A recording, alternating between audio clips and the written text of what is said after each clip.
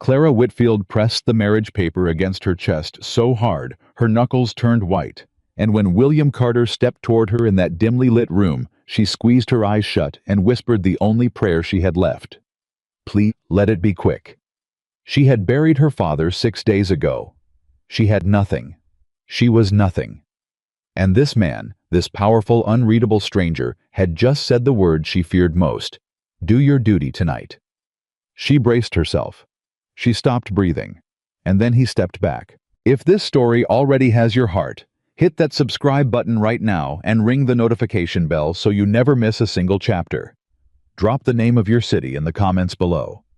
I want to see exactly how far this story travels. Now stay with me, because what happens next will change everything you thought you knew about duty, dignity, and what real love actually looks like. The telegram arrived on a Tuesday morning, but Clara Whitfield did not read it until Thursday, because on Tuesday she was still kneeling beside her father's bed, holding his hand, while the doctor packed his leather bag in silence. And on Wednesday she was standing at a graveside in the cold Wyoming wind, with only the minister and 2 elderly neighbors who came out of obligation rather than grief. By Thursday, she had almost convinced herself that things could not possibly get worse. She was wrong. The telegram was from a man named Gerald Potts, her father's attorney, and it contained exactly 47 words that dismantled everything Clara had believed about the life she was living. Her father, Thomas Whitfield, had borrowed money, a great deal of money, from 3 separate creditors over the course of 4 years. He had borrowed against the house, against the business, against the small parcel of land that had belonged to Clara's mother before she passed, and that Clara had always believed was untouchable, sacred, the one thing that would always be hers. None of it was hers. She sat at the kitchen table for a long time after reading that telegram, her hands perfectly still in her lap, her tea going cold, the morning light moving slowly across the floor. She was 27 years old. She was educated. She had managed her father's accounts since she was 19, had kept his small dry goods business solvent through 2 bad harvests and 1 devastating flood, and she had done it quietly and competently and without complaint, because that was what daughters did. That was what women did. And at the end of all of it, she had nothing. Gerald Potts arrived at the house 2 days later on a Saturday that felt nothing like Saturday. He was a small man with an expensive coat and a manner that suggested he had delivered bad news so many times it no longer cost him anything. "Miss Whitfield," he said, settling into the chair across from her at the kitchen table without being invited. "I'll be direct with you because I think you're a practical woman." "I'd appreciate that," Clara said. "The debts total just over $4,000. The house, the business, the land, none of it covers what's owed. The creditors have been patient because of your father's reputation, but that patience has a limit. They'll begin proceedings within 30 days. Clara's hands were folded on the table. She kept them folded. "What are my options?" Gerald Potts looked at her, the way men sometimes looked at her when they expected her to start crying and were waiting for the performance to begin. When she didn't cry, he seemed mildly unsettled. He cleared his throat. There is one option that would settle the matter entirely. William Carter has expressed a willingness to assume the debts in full." Clara knew the name. Everyone in Harrow County knew the name. William Carter owned the largest ranch in the territory, 12,000 acres of the best grazing land in Wyoming, a cattle operation that employed 40 men, and a reputation for being quietly powerful in the way that men who don't need to shout usually are. She had never met him. She had seen him once from a distance at the county fair 2 summers ago, standing near the fence line with his hat low and his arms crossed, watching the proceedings with an expression that gave away nothing. "In exchange for what?" Clara asked. Gerald Potts adjusted his cuffs. "Marriage." The word sat between them like something dropped on the floor. "He wants to marry me," Clara said. Not a question. A repetition, because repetition sometimes helped her brain accept information that her instincts were rejecting. "He has made the offer through proper channels. It is a legitimate proposal. He would assume all debts immediately. You would be provided for. The arrangement is from a practical standpoint quite generous." "From a practical standpoint," Clara repeated. "Yes." She looked at the attorney for a long moment. Tell me, Mr. Potts, has Mr. Carter explained why we've never spoken? We've never been introduced. I'm reasonably certain he couldn't describe my face if asked. Gerald Potts shifted in his chair. I'm not privy to Mr. Carter's personal motivations, Miss Whitfield. I'm only here to present the offer. And if I decline, then the creditors proceed. He let that sit for a moment. You'd have 30 days to vacate the property. You have no other family, I understand. And positions for women of your situation are limited. Clara stood up. She went to the window. Outside, a neighbor's child was chasing a dog across the road, laughing, completely indifferent to the fact that the world was ending in this kitchen. She watched the child for a moment, and then she turned back. I'll need 3 days, she said. Miss Whitfield. 3 days, Mr. Potts. Surely that's reasonable. He left her the papers and took his hat from the rack by the door. 3 days, he said. But no more. She spent those 3 days, the way she spent most hard things, methodically. She wrote letters to 3 former acquaintances who might have offered employment. 2 didn't respond. 1 responded with sympathetic words and no practical offer. She visited the bank herself and sat across from the bank manager and asked him plainly what options existed. He was kind about it, which was almost worse than if he'd been cruel. He told her nothing she didn't already know. She went to see the minister, not for spiritual comfort, but because ministers often knew things about a community's inner workings that no one else did. He told her William Carter was a fair man, a private man, and a man who did not mistreat people who were in his employ or under his care. That's not a rousing endorsement, Clara said. The minister smiled a little. It's an honest one. On the 3rd day, Clara packed 1 trunk. She signed the marriage papers, and she arranged for Gerald Potts to collect her from the house at first light on Wednesday morning. She did not cry. She told herself she was being practical. She was lying, but the lie was necessary. The ride to Carter Ranch took the better part of a morning. Gerald Potts made conversation for the first half hour, and then seemed to accept that Clara was not interested in conversation, after which they rode in silence. The territory was beautiful in the way that indifferent things sometimes were huge and open and completely unconcerned with human misery. Clara looked at it and felt something that was not quite peace, but was close to exhaustion, which sometimes resembled the same thing. Carter Ranch revealed itself gradually. First, the fence lines stretching further than she could easily follow. Then outbuildings, a barn, a bunkhouse, smaller structures whose purposes she didn't immediately recognize. Then the main house, which was larger than she expected, but not ostentatious, built for function rather than display, which told her something about the man who built it. There were people working in the yard. They stopped and looked when the wagon came through the gate. Clara looked back at them steadily because she had decided on the ride over that whatever happened here, she would not arrive as someone who looked down at her shoes. A man came out of the main house as the wagon stopped. He was taller than she remembered from the county fair. Broader through the shoulders, with dark hair going gray at the temples, and a face that had been weathered by years of outdoor work into something that was no longer young, but was not exactly old either. He was wearing a plain work shirt and boots that needed no attention called to them.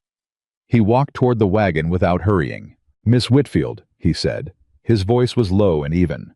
I'm William Carter. I'm glad you arrived safely. Mr. Carter, Clara said. She accepted no help descending from the wagon. She stepped down on her own and stood in front of him and looked at him directly. I want you to know that I understand the nature of this arrangement. I'm not under any illusions about what it is. Something moved in his expression, not offense, not amusement, something harder to name. All right, he said. Good, Clara said. Then we understand each other. He studied her for a moment. I reckon we're getting there, he said. Come inside. Mrs. Deering will have lunch ready. A woman named Margaret Deering ran the household, which was to say, she managed the cooking and cleaning with the iron competence of someone who had been doing it for 20 years and had no patience for disorder of any kind. She was somewhere in her 50s, wide through the hips, with sharp eyes, and a manner that suggested she was evaluating Clara, even as she was showing her to her room. The room was clean and simply furnished. A window overlooked the eastern pasture. There was a writing desk, which Clara noticed immediately and filed away as useful. Supper is at 6, Mrs. Deering said. Mr. Carter eats simply. He doesn't require conversation at meals, but he doesn't discourage it either. Thank you, Clara said. Mrs. Deering paused at the door. She turned back. Miss Whitfield, I've been in this house for a long time. I want you to know that. She said it as though it meant something beyond the words. Then she left. Clara sat on the edge of the bed and looked at her one trunk and tried to feel something definitive. She could not. The first week at Carter Ranch was a study in careful observation. Clara woke early and spent her mornings learning the layout of the house and the patterns of the household. She watched how William Carter moved through his day up before sunrise out to the pastures back to the main house for brief intervals to review accounts or speak with his foreman, a quiet man named James Rourke, who seemed to communicate entire conversations with minimal words. William ate lunch, standing at the kitchen counter half the time, reading dispatches from the cattle market, a habit that Mrs. Deering disapproved of loudly, and which he tolerated with the calm of someone who had long since stopped trying to win that particular argument. At supper, he sat across from Clara at a table that was too large for two people, and said things like, "The east fence needs repair, Rourke's handling it," and "There may be a buyer for 30 head next week if the weather holds." And Clara said things like, "What rate are they offering?" and "Has the weather been unpredictable this season?" And gradually conversation of a kind began to happen. He did not touch her. He did not speak to her with anything other than basic courtesy. He did not look at her the way she had feared a man in his position might look at a woman in hers, like property, like something acquired. He looked at her more like a puzzle he hadn't decided whether he wanted to solve. She watched him with the workers. She had half expected, based on nothing but the way Gerald Potts had described him, that he would be imperious, dismissive, the kind of man who built a ranch by being difficult. Instead, she heard him tell a young ranch hand who'd made an expensive mistake with a gate latch that cost them 2 hours of rounding up cattle. Fix the latch, learn from it, we move on. No humiliation, no punishment, just move on. She saw him help a family from a neighboring property, carry supplies through the yard when they arrived for assistance during a difficult stretch. He carried flour sacks himself. He did not ask anyone to thank him. She heard him late one evening, sitting on the porch with James Rourke, talking through a dispute between two workers with a patience and fairness that would have done credit to a judge. Clara began revising her picture of William Carter. But revision wasn't safety. She had revised her picture of people before and been wrong. She kept her distance. She remained polite. She was careful. It was at the end of the second week that things shifted, and it happened because of something as mundane as the account books. William had a system for tracking ranch expenditures that was functional but inefficient.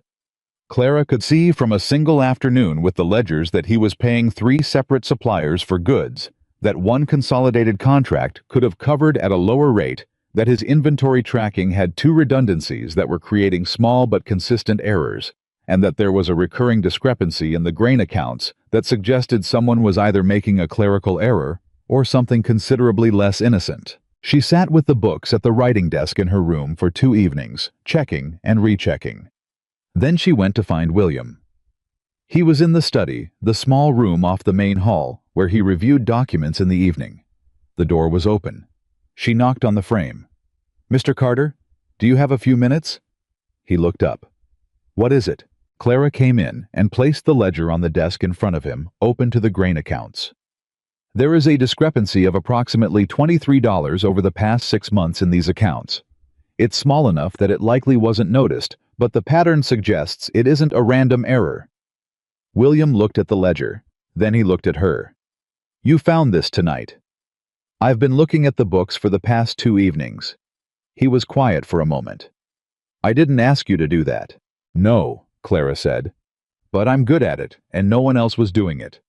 If that was overstepping, I apologize, and I won't do it again." William looked at the ledger for another moment, then back at her. "Who do you think made the error?" "I think it's Daniel Holt," Clara said carefully. "His handwriting appears in those entries consistently. But I also think it may be an arithmetic mistake rather than theft.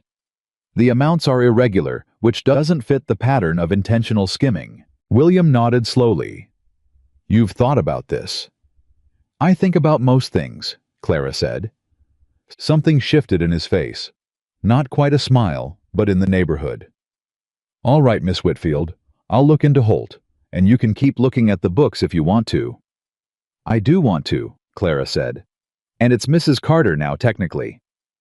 He held her gaze for a moment. So it is, he said quietly. Clara took the ledger back and returned to her room and sat at the desk for a while, not working, just sitting. She wasn't certain what had just happened, but something had. It was Mrs. Deering, who told her in her typically oblique way that William had not always been as quiet as he was now. That there had been a time when the ranch was louder and fuller. That his wife Eleanor had died of fever 4 years ago. That Eleanor had been the kind of woman who filled rooms with her presence, who laughed easily and made strangers feel immediately welcome, and that when she died, the house had gone very still and had mostly stayed that way. He don't talk about her, Mrs. Deering said matter-of-factly while she was rolling pastry dough in the kitchen one afternoon. But he don't have to. It's there in how he moves through the house. Like he's still being careful not to take up too much of it. Clara thought about that for a long time afterward. She thought about it 2 nights later, when she was passing the study, and saw through the gap in the door that William was sitting in the leather chair by the window, not reading, not working, just sitting in the dark with a glass of whiskey he hadn't touched, looking at something she couldn't see. She kept walking. She told herself it was none of her business. She told herself she was being smart. The night everything came apart and came together began with a rainstorm. The rain had been threatening for days, that particular kind of Wyoming summer storm that builds for so long, the relief of it finally breaking is almost worse than the anticipation. It came down hard and sudden, just after 9 in the evening, and Clara was in her room writing a letter to a former school friend when she heard raised voices from outside barely audible through the rain. She went to the window. In the darkness and the rain, she could make out figures near the barn, several of them moving with urgency. She pulled on her coat without thinking and went out. The south pasture fence had come down in 3 places. 24 cattle were moving in the wrong direction, in the dark and the rain, and William and 4 ranch hands were trying to contain them before they reached the road. Clara didn't stop to think. She went to the barn, found a lantern, lit it, and went to the far side of the scattered cattle to serve as a boundary, holding the light high, moving steadily using the same logic she'd once applied to managing a floor full of inventory. You control the edges and the middle sorts itself. It took nearly 2 hours. By the end, she was soaked through, her boots were ruined, and she had mud on her face and in her hair. The cattle were contained. The fence would need real repair in the morning. Everyone was exhausted.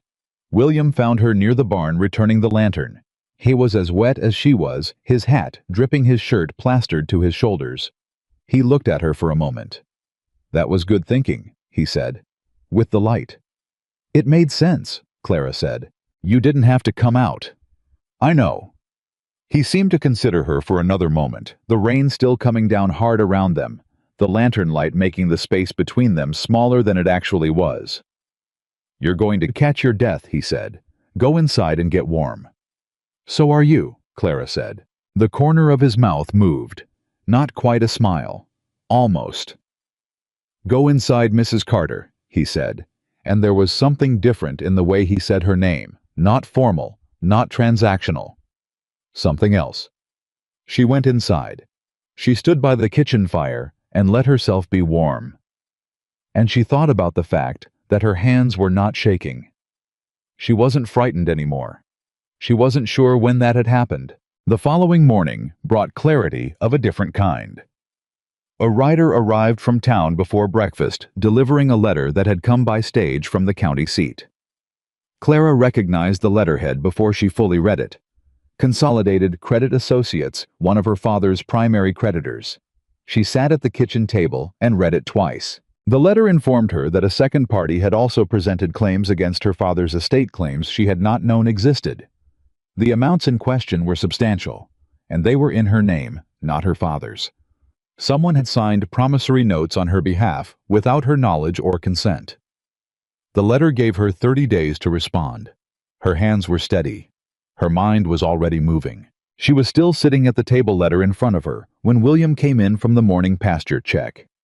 He took one look at her face and stopped. "What happened?" he asked. Clara handed him the letter. He read it. He read it again. The expression on his face went through several things she couldn't entirely track, settling finally into something cold and very still. "You didn't know about this," he said. "No." "Someone signed your name." "Yes." "You know who?" It wasn't a question, but Clara answered it anyway. "I have a strong suspicion. My father's former business partner, a man named Leonard Marsh. He had access to my father's documents, and he has a habit of creative financial arrangements." William set the letter down. He pulled out the chair across from her and sat down, which was unusual. He rarely sat at the kitchen table. He looked at her directly. "This is going to require legal work. It may not be simple. I know. I know a lawyer in Cheyenne. Better than Potts. More capable of handling something like this." Clara looked at him. "Why would you do that?" He met her gaze. His voice was level, but there was something underneath it, something that cost him something. "Because it's the right thing to do," he said. "And because," he paused, "because what happens to you matters." The kitchen was very quiet. The morning light came through the window and lay flat and gold across the table between them. Clara did not cry. She did not look away. "Thank you," she said simply. He nodded.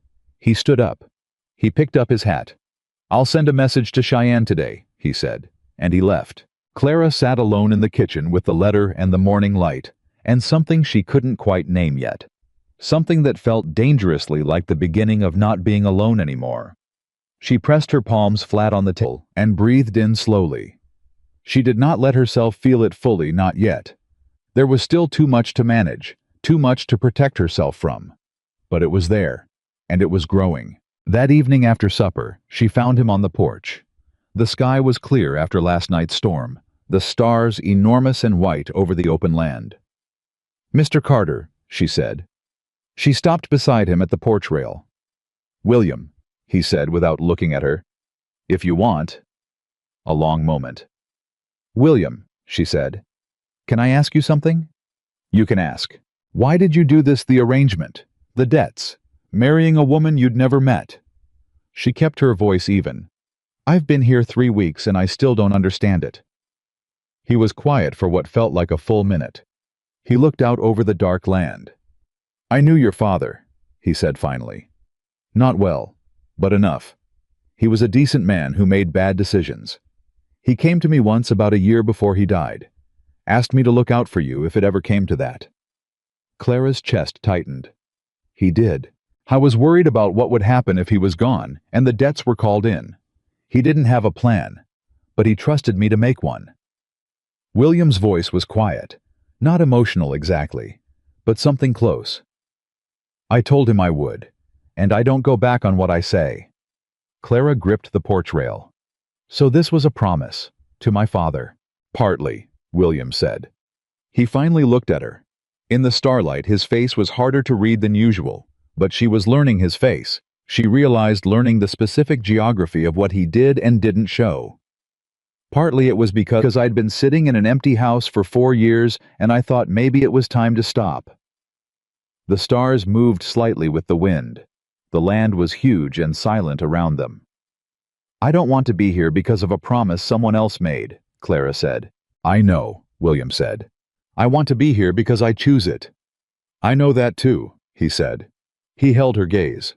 "I'm working on giving you enough reason to." She didn't answer that. She didn't know how yet. But she stood beside him for a while longer in the dark, and neither of them moved to leave. And somewhere in the enormous Wyoming night, something between them became something else. Not love yet, not quite, but the place before love, where the ground is still uncertain, and the air is still charged, and every word and gesture suddenly carries weight that neither person can fully account for. Clara went inside first. She paused at the door. "Good night, William," she said. He looked back at her. That almost smile. "Good night, Clara," he said. She walked through the quiet house to her room and closed the door and stood in the dark for a long moment before lighting the lamp. She had arrived believing this was an end. She was beginning to suspect it was something else entirely. She had told herself going to sleep that first night after standing on the porch with William Carter that she would be careful. She had told herself that a man being decent was not the same as a man being safe. She had told herself all the reasonable protective things a woman with her history told herself when something started to feel less dangerous than expected. By morning, she had almost convinced herself. Then she came down to the kitchen and found that William had already sent the message to Cheyenne, and that he had also, without being asked, pulled every document related to her father's estate from the correspondence Gerald Potts had forwarded and organized them into a clean stack on the corner of the kitchen table with a note in his own handwriting that said, simply, "Lawyer's name is Harold Finch. Good man. He'll write back within the week." Clara stood at the table and looked at that stack of papers for a long moment. Then she sat down and started working through them, and she did not let herself think about what it meant that someone had done this for her without being asked, because thinking about it led somewhere she wasn't ready to go. James Rourke noticed her before most of the other hands did. He was that kind of man, quiet, observant, the sort who cataloged everything and volunteered nothing. On the fourth morning after the rainstorm, he found her in the barn, checking the repair work on the south fence posts that had been brought in for mending, running her hands along the wood to test the joints, because she'd read enough of the supply ledgers to know the lumber supplier had been sending inconsistent stock. "You checking the posts, Mrs. Carter?" Rourke said from the barn doorway. His voice held no judgment, just a question. "Someone should," Clara said. "The last 3 loads from Hendry's mill have been graded inconsistently. 2 of these are going to split under tension within a season." Rourke walked in slowly. He picked up one of the posts she'd set aside. He turned it in his hands, pressed his thumb into the grain. Then he set it down and looked at her with an expression she hadn't seen on him before. Something that wasn't quite surprise and wasn't quite respect, but was the place between the two. "You're right," he said. "I know," Clara said. "I'd recommend sending them back and requesting replacement stock and renegotiating the supply contract while you're at it. I can draft the letter if that's useful." Rourke looked at her a moment longer. "I'll mention it to Mr. Carter," he said. "Please do," Clara said. She found out later through Mrs. Deering, who found out through the impenetrable network of information that flows through any household where a cook has been paying attention for 2 decades, that Rourke had gone directly to William and told him word for word what Clara had said. And that William had listened to the whole thing without interrupting and then said, "Send the letter." That was the week the ranch hands stopped calling her the new Mrs. and started calling her Mrs. Carter. It was a small distinction. It mattered more than it should have. But not everything was settling. Not by a long way. The letter from Leonard Marsh arrived on a Thursday, and it was worse than Clara had expected, which was saying something because she had expected it to be bad. Marsh wrote with the careful, slippery language of a man who had spent years saying things that meant nothing in court, full of phrases like mutual understanding and prior arrangement, and in recognition of your father's expressed wishes, all of which added up when stripped of their padding to a threat. He was claiming that Clara owed him money, specifically money. Her father had promised him as a condition of their business partnership, dissolving, and that he had the documentation to support the claim, and that he hoped they could resolve the matter privately and amicably before legal proceedings became necessary. Clara read the letter at the writing desk in her room. She read it 3 times. Then she folded it, put it in her writing box, and went to find William. He was in the south pasture overseeing the new fence installation. She walked out to him and waited while he finished the instruction he was giving to 2 of the hands. He saw her waiting and ended the conversation and came over. "Marsh wrote," Clara said. She handed him the letter. He read it. His face did the cold, still thing it did when he was genuinely angry. She was beginning to recognize that look, the way anger in William Carter moved inward rather than outward, compressing rather than exploding. "He's claiming you owe him money," William said. "Money I never borrowed based on a promise my father allegedly made that I knew nothing about." "You know whether your father made that promise. My father never mentioned Leonard Marsh's name to me without following it with something unprintable," Clara said. "They parted badly 3 years before he died. Whatever Marsh has, it isn't legitimate." William handed the letter back to her. He looked at her steadily. Finch will handle this. The man is thorough, and he does not like people like Marsh. There's something else, Clara said. She kept her voice even. Marsh has connections in this county. He knows people on the land board and at the county seat. If he decides to make this difficult, rather than just profitable, it could— She paused. It could reflect badly on you. On the ranch. I don't want that. Something shifted in William's expression. He looked at her for a moment, as if she'd said something unexpected. I appreciate that, he said. But let me be clear about something, Clara. He said her name the way he'd started saying it deliberately, like it meant something. I don't make decisions about what's right based on what's convenient. Marsh is trying to take what isn't his. That's not something I'm inclined to tolerate regardless of his connections. Clara held his gaze. Even so, William said firmly. Let Finch do his work. In the meantime, I want you to write down everything you remember about your father's dealings with Marsh. Dates, amounts, anything he ever told you. Any paperwork you still have. Everything. All right, Clara said. And Clara. He waited until she looked at him again. This isn't your fault. What happened with your father's debts, what Marsh is trying to do, none of it is something you caused. I need you to know I understand that. She had heard variations of sympathetic things from people her entire life, and they had mostly slid off her like water off oilcloth. This did not slide off. This landed somewhere and stayed. She pressed her lips together for a moment. Thank you, she said, and she meant it in a different way than she usually meant it. She spent 3 days writing everything she could recall about Leonard Marsh. She filled 11 pages in her careful, even handwriting.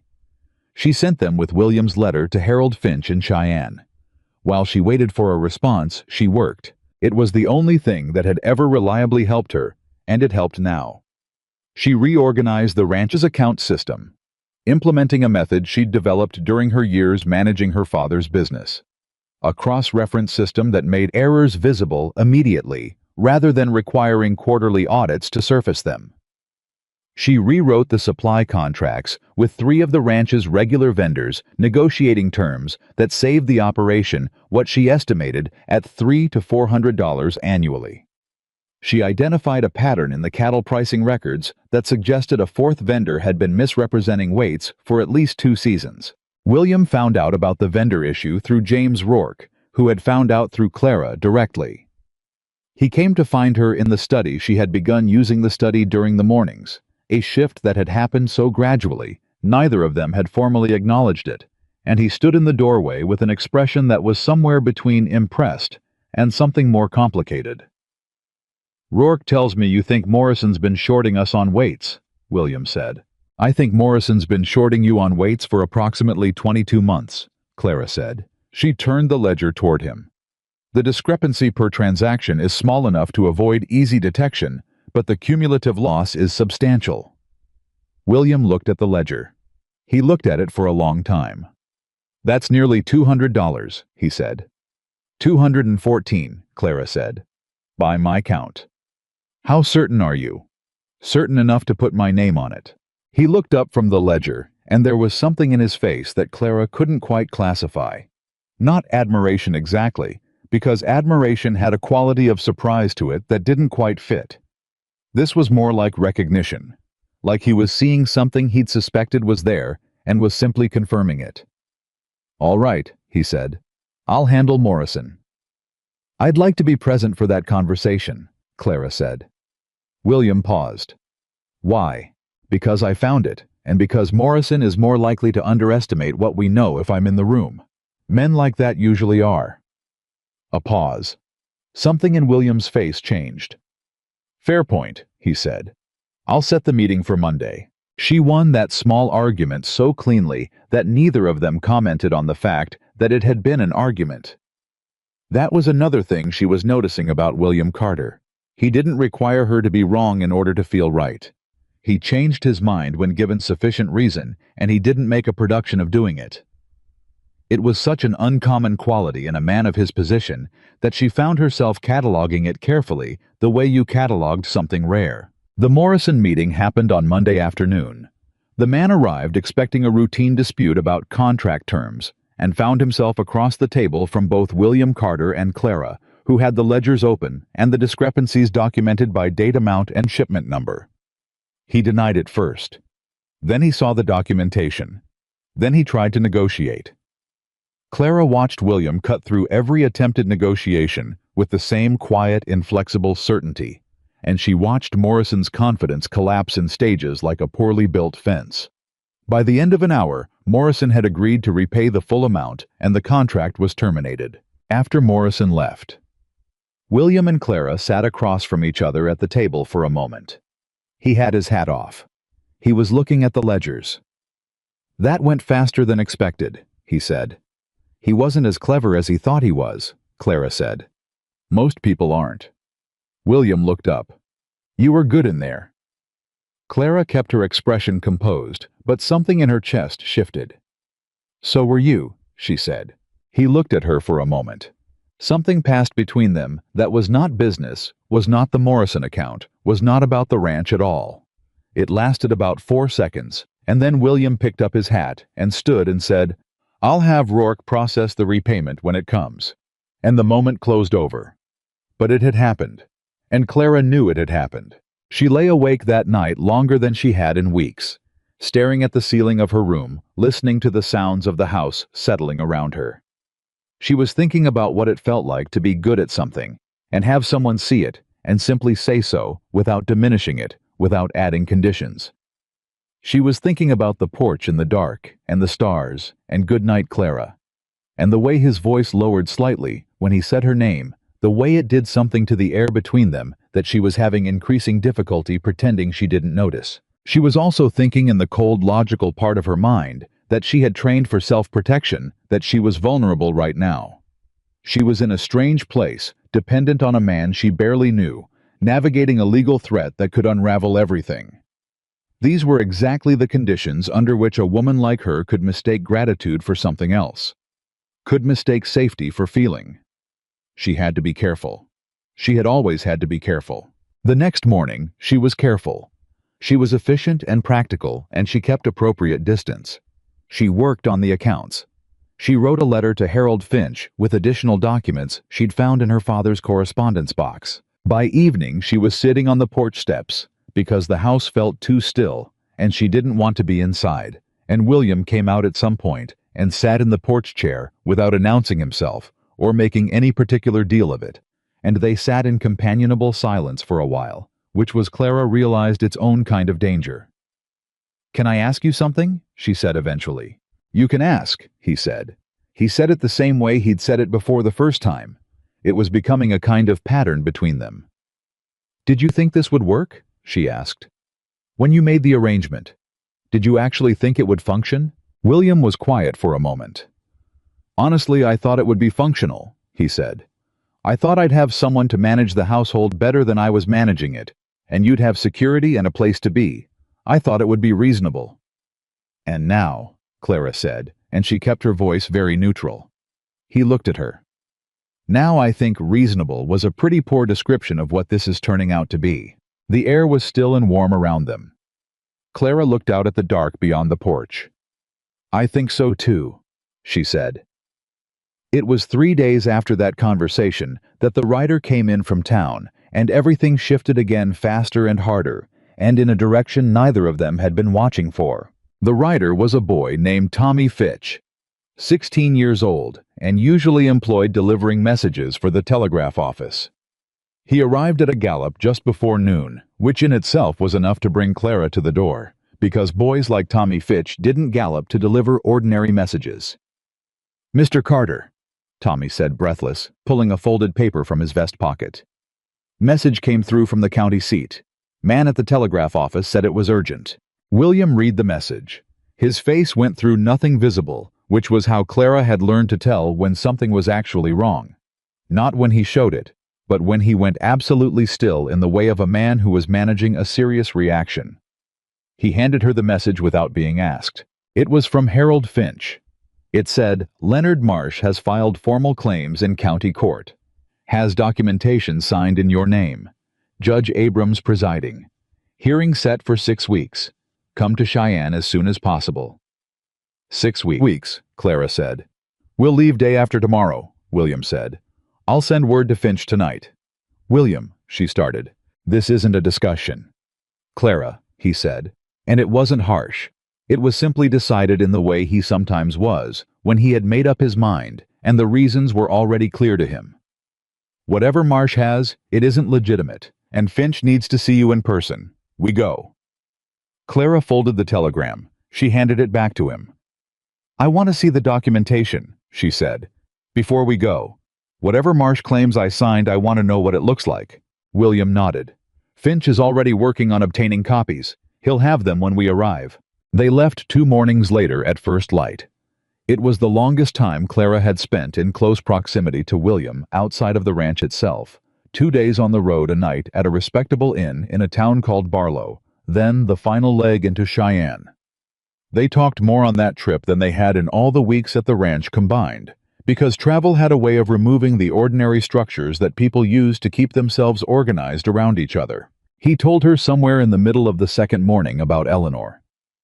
Not everything, not the deep grief of it, but the shape of it, how they had met when they were both much younger, and both much more willing to believe that good things lasted, how Eleanor had made the ranch feel inhabited in a way he hadn't managed, since how the fever had come fast and been merciless, and how he had sat with her for 5 days at the end, sleeping in the chair beside her bed, because he had not been willing to waste a single hour of the time that remained. Clara listened. She didn't try to comfort him with anything that would have been less than the weight of what he was telling her. When he finished, she said, "She sounds like someone worth grieving properly." William looked at the road ahead. "She was," he said. A silence. Then he said, "Your father told me about your mother too. When he came to see me that day, he said, losing her changed you, that you went from being a girl who laughed easily to being a woman who thought carefully, and he wasn't sure if that was a loss or a growth." Clara felt something that was sharp and unexpected. He said he suspected it was both. She was quiet for a long moment. He was right, she said finally. It was both. Cheyenne was larger and louder than Harrow County, and Harold Finch was exactly what William had promised, a careful, precise man who had clearly spent a significant portion of his career unpacking the deliberate deceptions of people like Leonard Marsh. He had the documentation waiting for them when they arrived at his office, laid out on the table, with a clarity that suggested he'd already organized his analysis. The signature was wrong. Clara saw it immediately. She had looked at her own handwriting for 27 years, had spent years producing careful, consistent correspondence, and the signature on Leonard Marsh's documentation was close. Very close. Close enough to fool someone who wasn't paying attention, but wrong in 3 specific ways she could identify without hesitation. "The loop on the capital C is too wide," she said, pointing.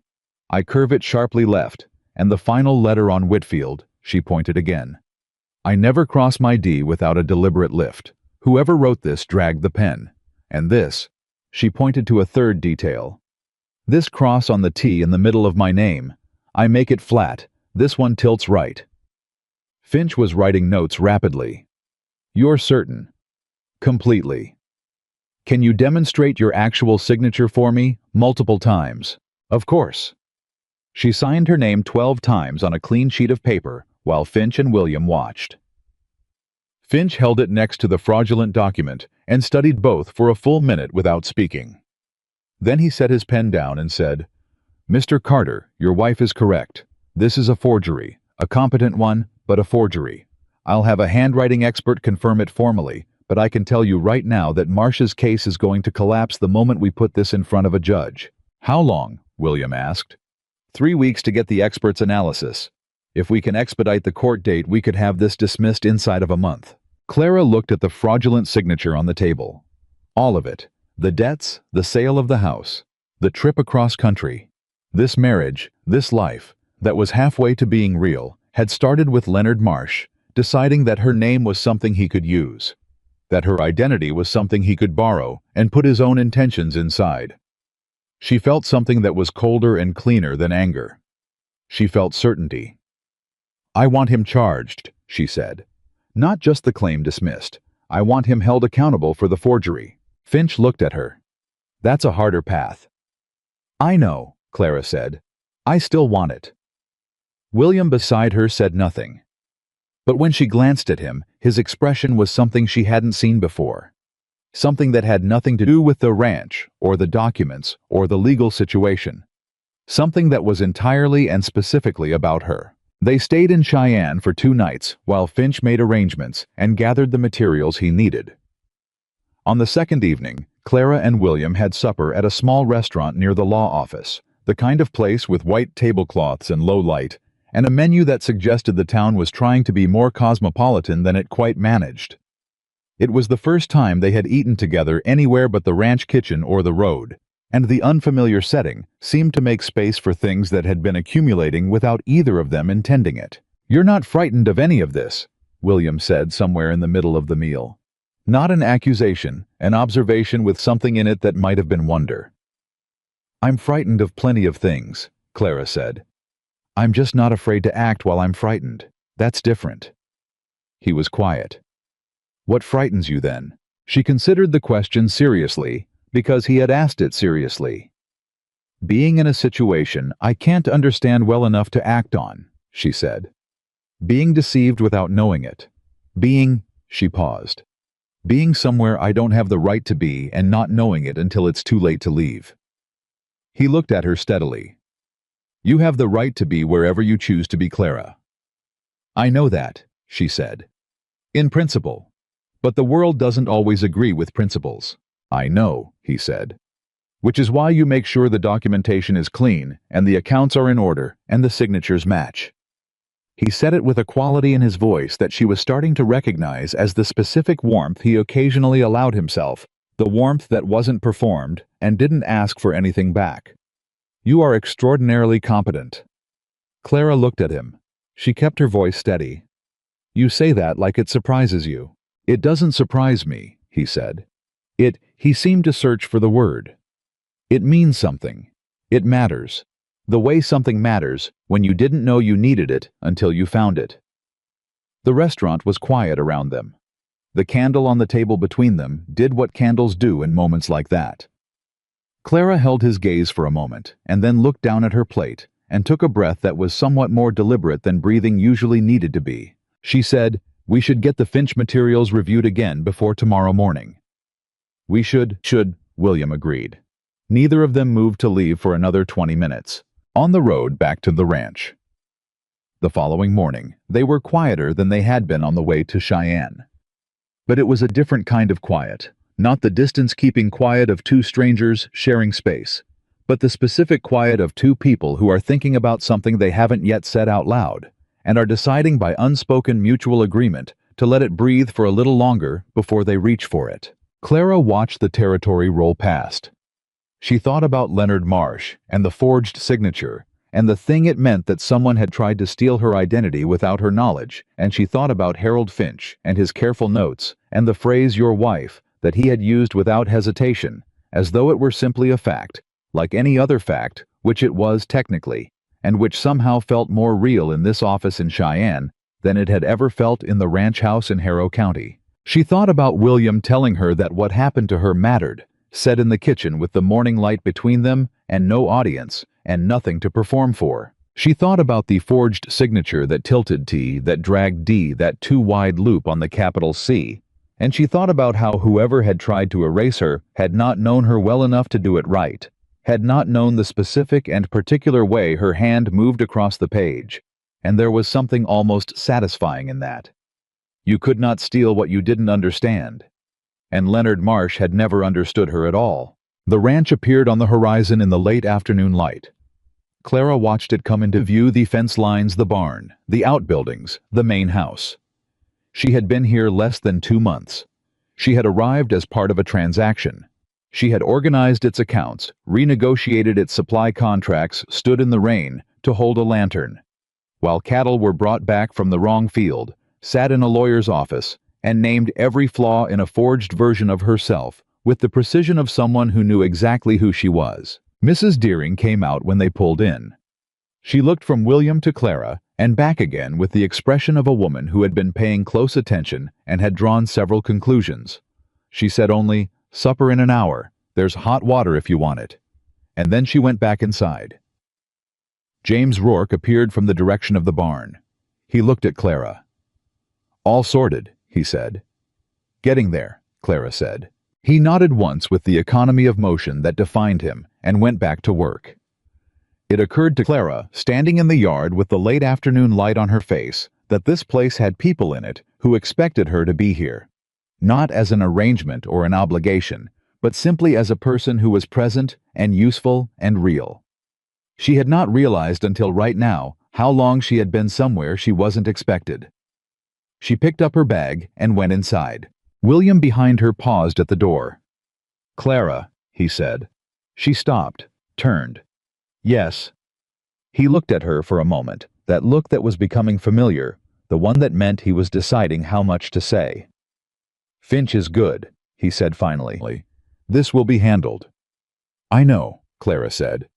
"But if it takes longer than expected, if Marsh makes it difficult." "Then we'll handle that too," Clara said. "Together." Something crossed his face. Quick and unguarded, gone before she could fully name it. Together, he said, and it sounded less like an agreement than like something he was deciding to believe was possible. Clara went upstairs. She stood at the window of her room and looked at the eastern pasture in the fading light, and she let herself feel just briefly, just for a moment, before she put it carefully away again, what it felt like to have said that word to him. Together, and to have had him say it back. The letter from Harold Finch arrived on a Tuesday morning, and it was good news, which was precisely why Clara did not trust it immediately. She had learned in the months since her father died that good news had a habit of arriving attached to something worse that hadn't shown itself yet. So when Finch wrote that the handwriting expert had confirmed the forgery conclusively, that the county court had agreed to expedite the hearing, and that Leonard Marsh's legal representation had already begun, making noises about settlement rather than proceeding to trial. Clara read the letter twice. I set it face down on the writing desk and sat very still for a full minute before she allowed herself to feel anything about it. Then she went to find William. He was in the corral with Rourke working through a problem with one of the younger horses that had been favoring its left foreleg. Clara waited at the fence. He saw her waiting and ended the conversation and came over, reading her expression as he walked. She had noticed he did that he had learned the grammar of her face, the way she had learned his, without either of them ever sitting down to study it. "Finch wrote," she said, and handed him the letter over the fence rail.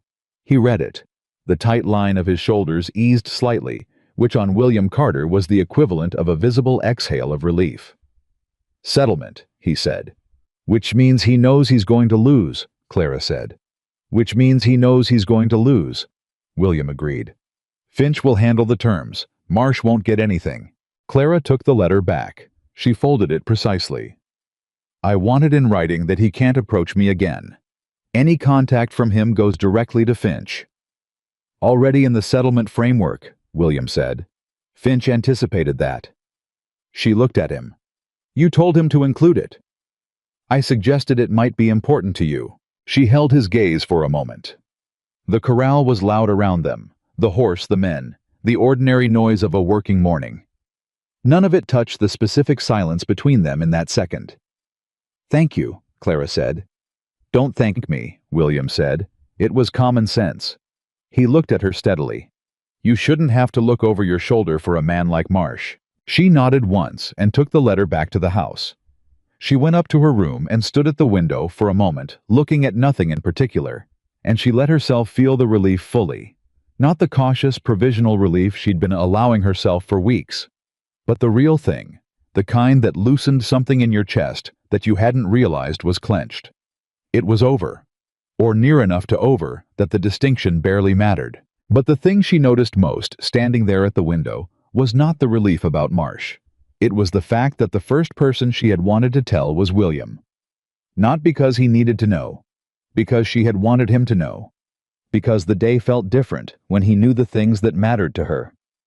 That realization sat in her chest like a stone dropped in still water, quiet, but the ripples went everywhere. She went back downstairs and returned to the accounts.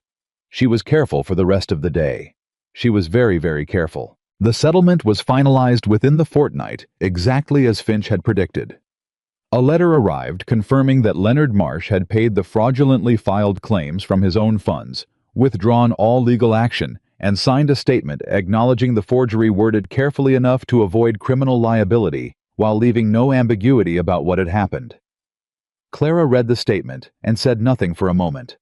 Then she said, "It's not enough."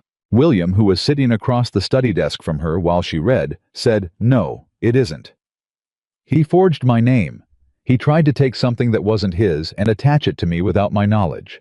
A civil settlement doesn't address what that actually was." "It doesn't," William said. "Finch said the criminal case is harder. Possible, but harder." Clara set the papers down. She looked at the surface of the desk for a moment, then back at William. "I know," she said.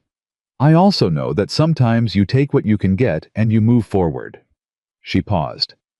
"I just needed a moment to be angry about it first." "Take your moment," William said. She looked at him. There was nothing performative in how he said it. No impatience, no suggestion that the anger was excessive or inconvenient. Just space, given freely.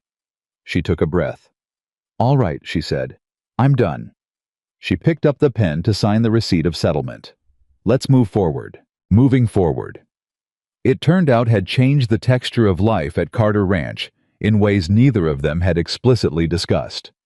The arrangement that had brought Clara here, transaction debt duty, had so thoroughly dissolved into the actual daily substance of living alongside each other that Clara sometimes caught herself forgetting it had ever been the structure at all.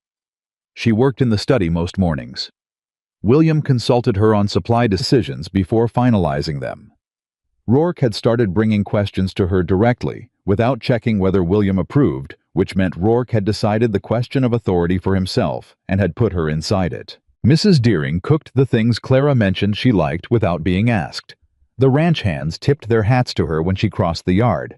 Tommy Fitch, who still brought messages, occasionally had started calling her ma'am, with the specific inflection that meant genuine respect rather than mere courtesy. And William.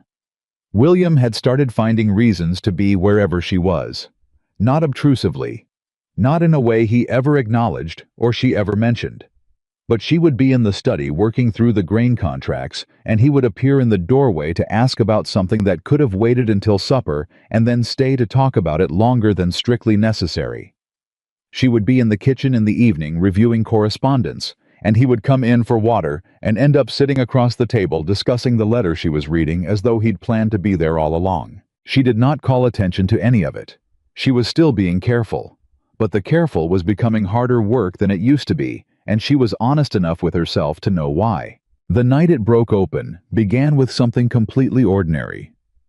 A Thursday evening in the third month at the ranch. Clara was finishing correspondence at the study desk when she heard raised voices from outside. Not alarm exactly. An argument. She didn't immediately move to investigate, because arguments happened on a working ranch the way weather happened inevitably and usually resolvable. But then one voice got louder, and she recognized it as belonging to a man named Caleb Horn. Horn was one of the older hands present at the ranch before any of the others, with a disposition that had curdled somewhere along the way from competent to difficult. He did his work adequately. He was not well liked. He had, since Clara's arrival, made a point of being specifically not rude to her in a manner that communicated contempt more efficiently than rudeness would have. She put down her pen and listened. The argument appeared to be between Horn and a younger hand named Pete Dawes over something related to the late feed rotation. She could hear Rourke's voice joining it lower and steadying. She returned to her correspondence. Then Horn said very clearly from directly outside the study window, "The whole thing changed the day he dragged that woman here. Ranch used to run clean. Now everything goes through her, and half the decisions don't make sense for a ranch. They make sense for a bookkeeper's office." Silence. Then Rourke said something she couldn't hear. Horn said louder, "I'm saying what the men are thinking. She ain't ranching. She's running numbers in there, and he lets her because he's—" A pause that carried its own specific content. Distracted. Clara set her pen down again. Her hand was steady. She looked at the correspondence in front of her, and she breathed slowly, and she thought this was going to happen eventually, and it has happened. And now you decide what to do with it. She decided to do nothing tonight. She picked up the pen and finished the letter. In the morning, she went to William before he left for the day's work, and she told him exactly what she had heard, word for word, without editorial. She kept her voice factual and even. William listened to all of it without interrupting. Then he was quiet for a moment. "What would you like me to do?" he said. The question surprised her. "I'm not sure I expected you to ask me that," she said. "It's your situation as much as mine," he said. "Probably more." Clara thought about it seriously. "I don't want Horn disciplined for having an opinion," she said. "That would make it worse. But I do think the question of my role here," she paused carefully, "should probably be made clear. Not just to Horn, to everyone." William nodded. He was quiet for another moment. Then he said, "All right, come to the morning muster." The morning muster was when William addressed the full complement of hands at the start of the workday, usually brief, usually logistical. Clara had never attended one. She came to the yard that morning and stood at William's left side and felt every pair of eyes adjust in real time. Caleb Horn, near the back, had a face like a shut door. William did not preamble. He said, "Some of you have questions about how things run here now. I'll answer them once plainly. Mrs. Carter manages the financial operations of this ranch. Her decisions in that domain are mine. Her word on those matters carries the same weight as mine. Anyone with a problem about that can come to me directly." He looked across the assembled faces, unhurried, thorough. "We done?" No one said anything. "Good," William said. "Rourke, let's get the south herd moved." And that was that. Caleb Horn quit 4 days later. He handed his notice to Rourke without requesting a conversation with William, and he was gone by mid-morning. Clara heard about it from Mrs. Deering, and said only, "I see." She spent the afternoon auditing the fence supply invoices, and found nothing wrong with them, which she noted in the ledger, and moved on. But that evening on the porch, which had become their evening, their specific shared habit, the one neither of them named William, said, "You're not bothered about Horn leaving?" "No," Clara said. "Most women in your position would be." He said it without judgment. They'd worry it reflected badly on them. "It doesn't reflect on me," Clara said.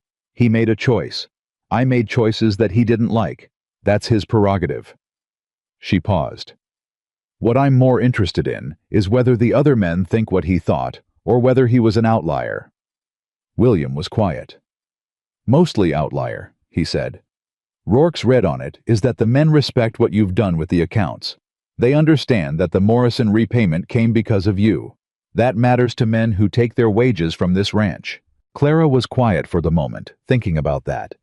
Then she said, "Good." William looked at her sidelong. That almost smile. "You've thought about this more than you're letting on." "I've thought about most things more than I'm letting on," Clara said. "You knew that about me from the 3rd week." "Earlier than that," William said, and there was something in his voice that was low and specific, and said something else entirely. The air between them on the porch did the thing it had been doing for several weeks now, that particular charge, that gathering quality, like weather coming in, but never quite breaking. Clara held still inside it. She was very aware of exactly how close they were sitting. The specific foot of porch rail between them. The fact that if she moved her hand 3 inches, it would touch his. She did not move her hand. But she did not move away either. She said quietly, "William." "Yeah," he said. "I need you to understand something." She kept her eyes on the dark land. "When I came here, I was prepared for almost anything except what actually happened. I was prepared for it to be difficult. I was prepared for a man who had bought something and expected what he'd paid for." A pause. "Clara, let me finish," she said, not harshly, just firmly. "I was not prepared for a man who would give me the accounts and step back and let me think and tell me that what happened to me mattered." She stopped. She breathed. "That has made this considerably harder than I expected. In ways I'm not sure I know what to do with." The silence was very full. William was very still. "Why harder?" he said finally. and his voice had gone quiet in the particular way it did when he was being most honest. Clara looked at him then.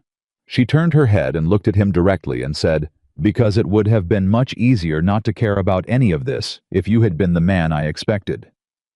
William looked at her for a long moment. Something moved in his face, not the surface, but underneath in the deep structure of it, where the things he didn't perform lived. He said, "And do you care about it?" Clara held his gaze. Her heart was beating in a way she was aware of, which was unusual for her. She was not generally a person whose own physiology surprised her. "Yes," she said, simply and without ornament.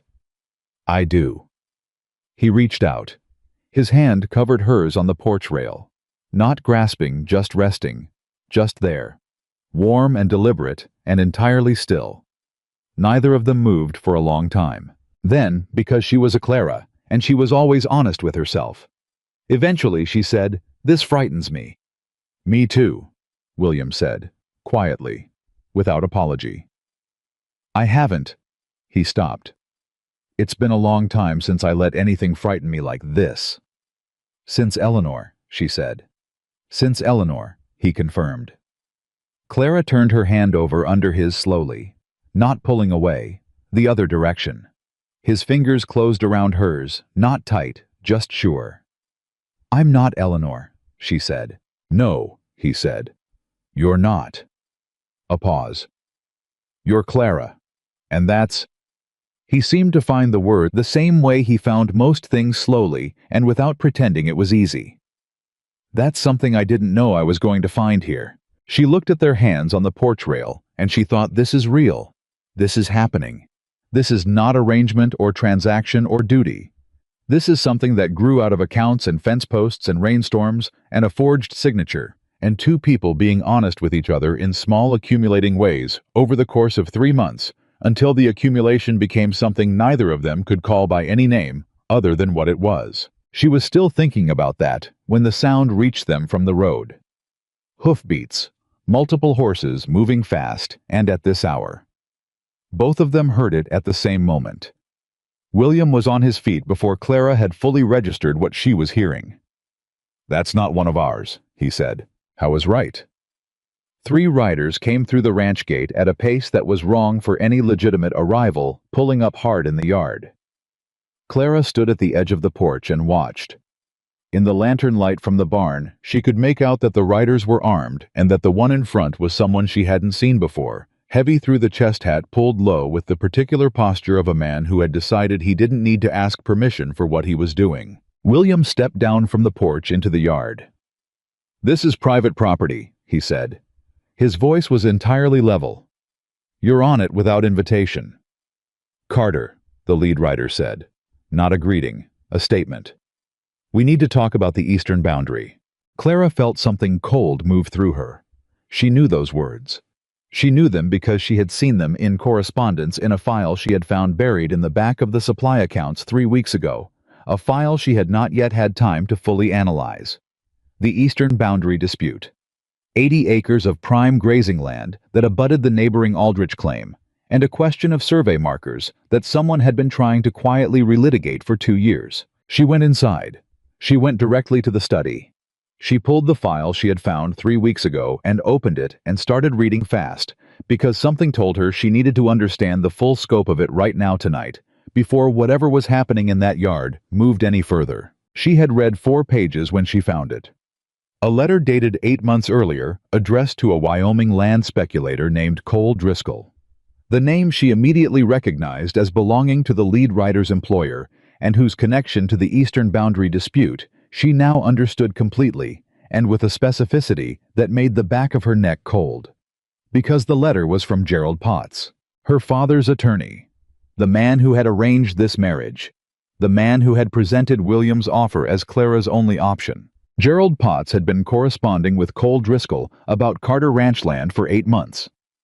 The letter discussed the eastern boundary question and referred to a legal strategy for challenging William's survey, claims a strategy that required Carter to be financially or legally distracted at the critical moment. A strategy that, if the timing aligned, could use a contested estate proceeding to create the necessary opening. Clara sat absolutely still for 5 full seconds. Then she stood up and walked back out to the porch. William was still in the yard with the 3 riders. Rourke had appeared from the bunkhouse and was standing to the left at a distance that was not casual. The conversation in the yard had the particular quality of controlled confrontation. Everyone speaking at measured volume, no one willing to be the first to raise it. "William," Clara said from the porch. Her voice was clear and completely steady. "I need you to hear something." He glanced back at her. Something in her face made him say, "Give me a moment," to the riders. He came to the porch steps. "What is it?" Clara held up the letter from the file. "Gerald Potts has been working with Cole Driscoll for 8 months," she said quietly enough that the riders couldn't hear. "This letter outlines a plan to challenge your eastern boundary survey. It requires you to be legally occupied at the critical period." She paused. "The Marsh claim. My father's debts. All of it may have been designed to put you in a position where you couldn't defend this land." William looked at the letter. He looked at it for 3 seconds. His face went through nothing visible at all, which meant he was more angry than she had ever seen him. He turned back to the riders. He said very calmly, "You need to get off my land." The lead rider started to respond. William said still calmly, "I'm not asking. Get off my land tonight. Any future questions about boundaries go to my attorney in Cheyenne. His name is Harold Finch. You're welcome to contact him during business hours." The pause that followed was the kind that had weather in it. Clara watched the lead rider assess William, the absolute stillness of him, the particular quality of a man who had decided something and was not going to be moved. The rider looked at Rourke, who was still standing to the left with his arms at his sides, which on Rourke communicated plenty. The riders left.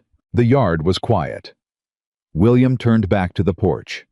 He took the letter from Clara's hand and read all of it. Clara watched his face while he read, and saw in the set of his jaw and the line of his mouth the specific shape of a man recalibrating everything he thought he understood about the past several months. "Potts," he said. "Yes." "He arranged our marriage." "Yes." "If this letter is what it looks like," he stopped. "He arranged our marriage as part of a plan to distract me from the boundary dispute.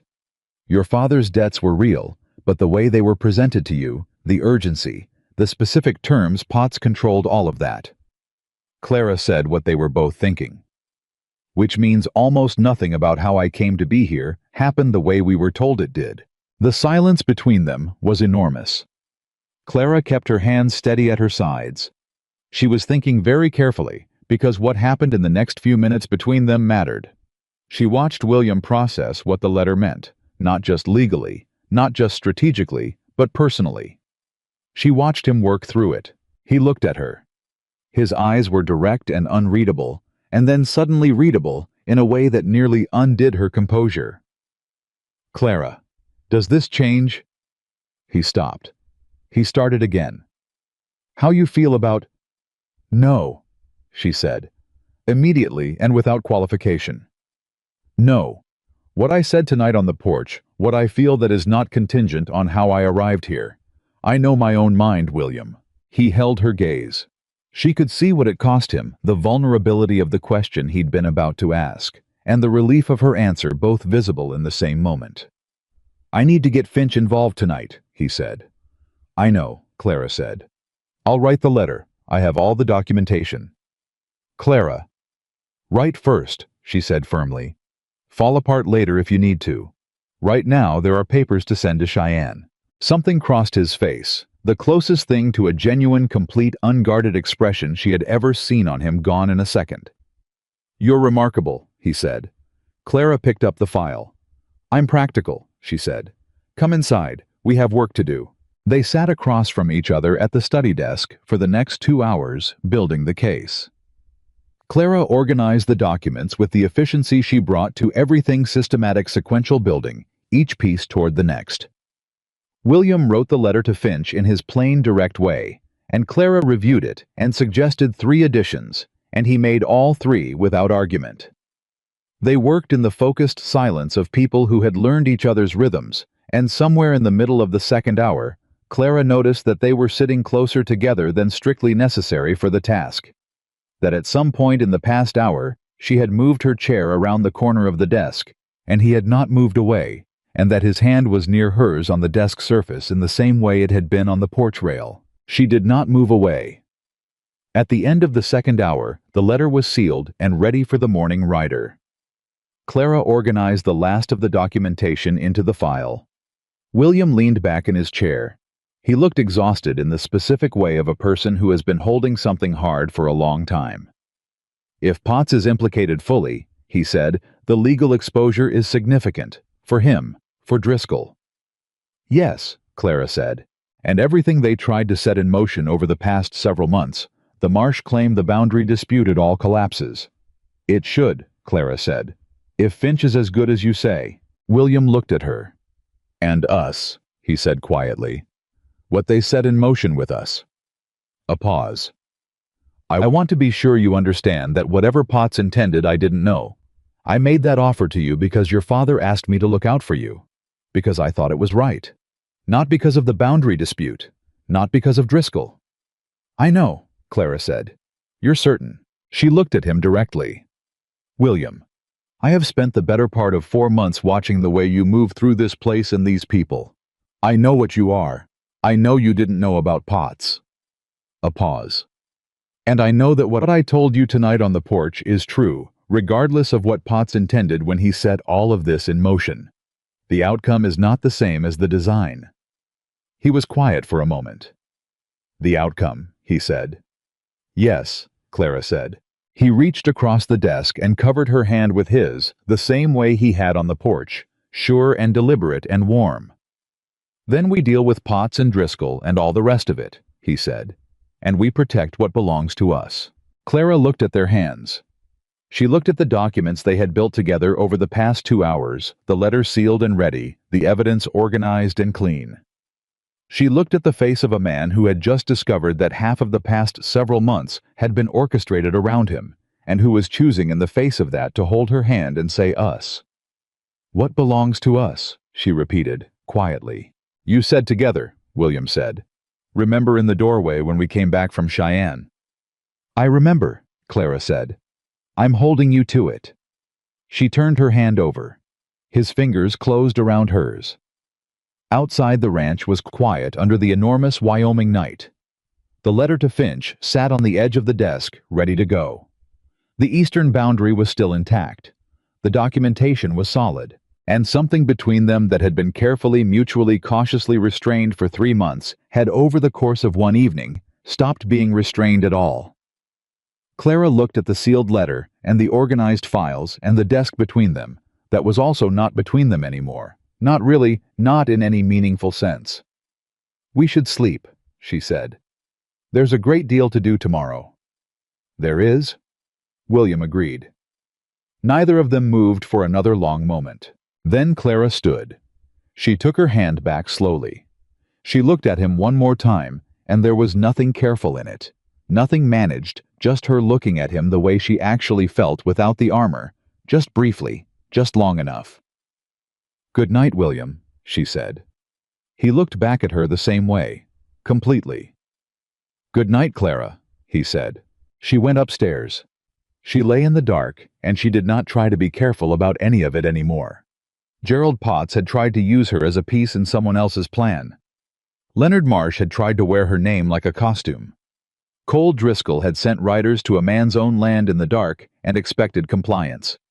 Every single one of them had misread what they were dealing with, and none of them, not one, had seen William Carter coming. The letter to Harold Finch left on the morning rider before dawn, and by midday, Carter Ranch was operating with the particular focused quiet of a place that has decided it is ready for a fight. James Rourke doubled the night watch without being asked. Mrs. Deering started cooking larger quantities than usual, which was her specific way of preparing for difficulty. She had grown up in a household that understood that people under pressure needed feeding, and she applied this belief with the same iron consistency she applied to everything else. 2 of the younger hands who had been on fence rotation were quietly reassigned closer to the main yard. Clara watched all of this happen with the part of her mind that was always cataloging, always taking inventory.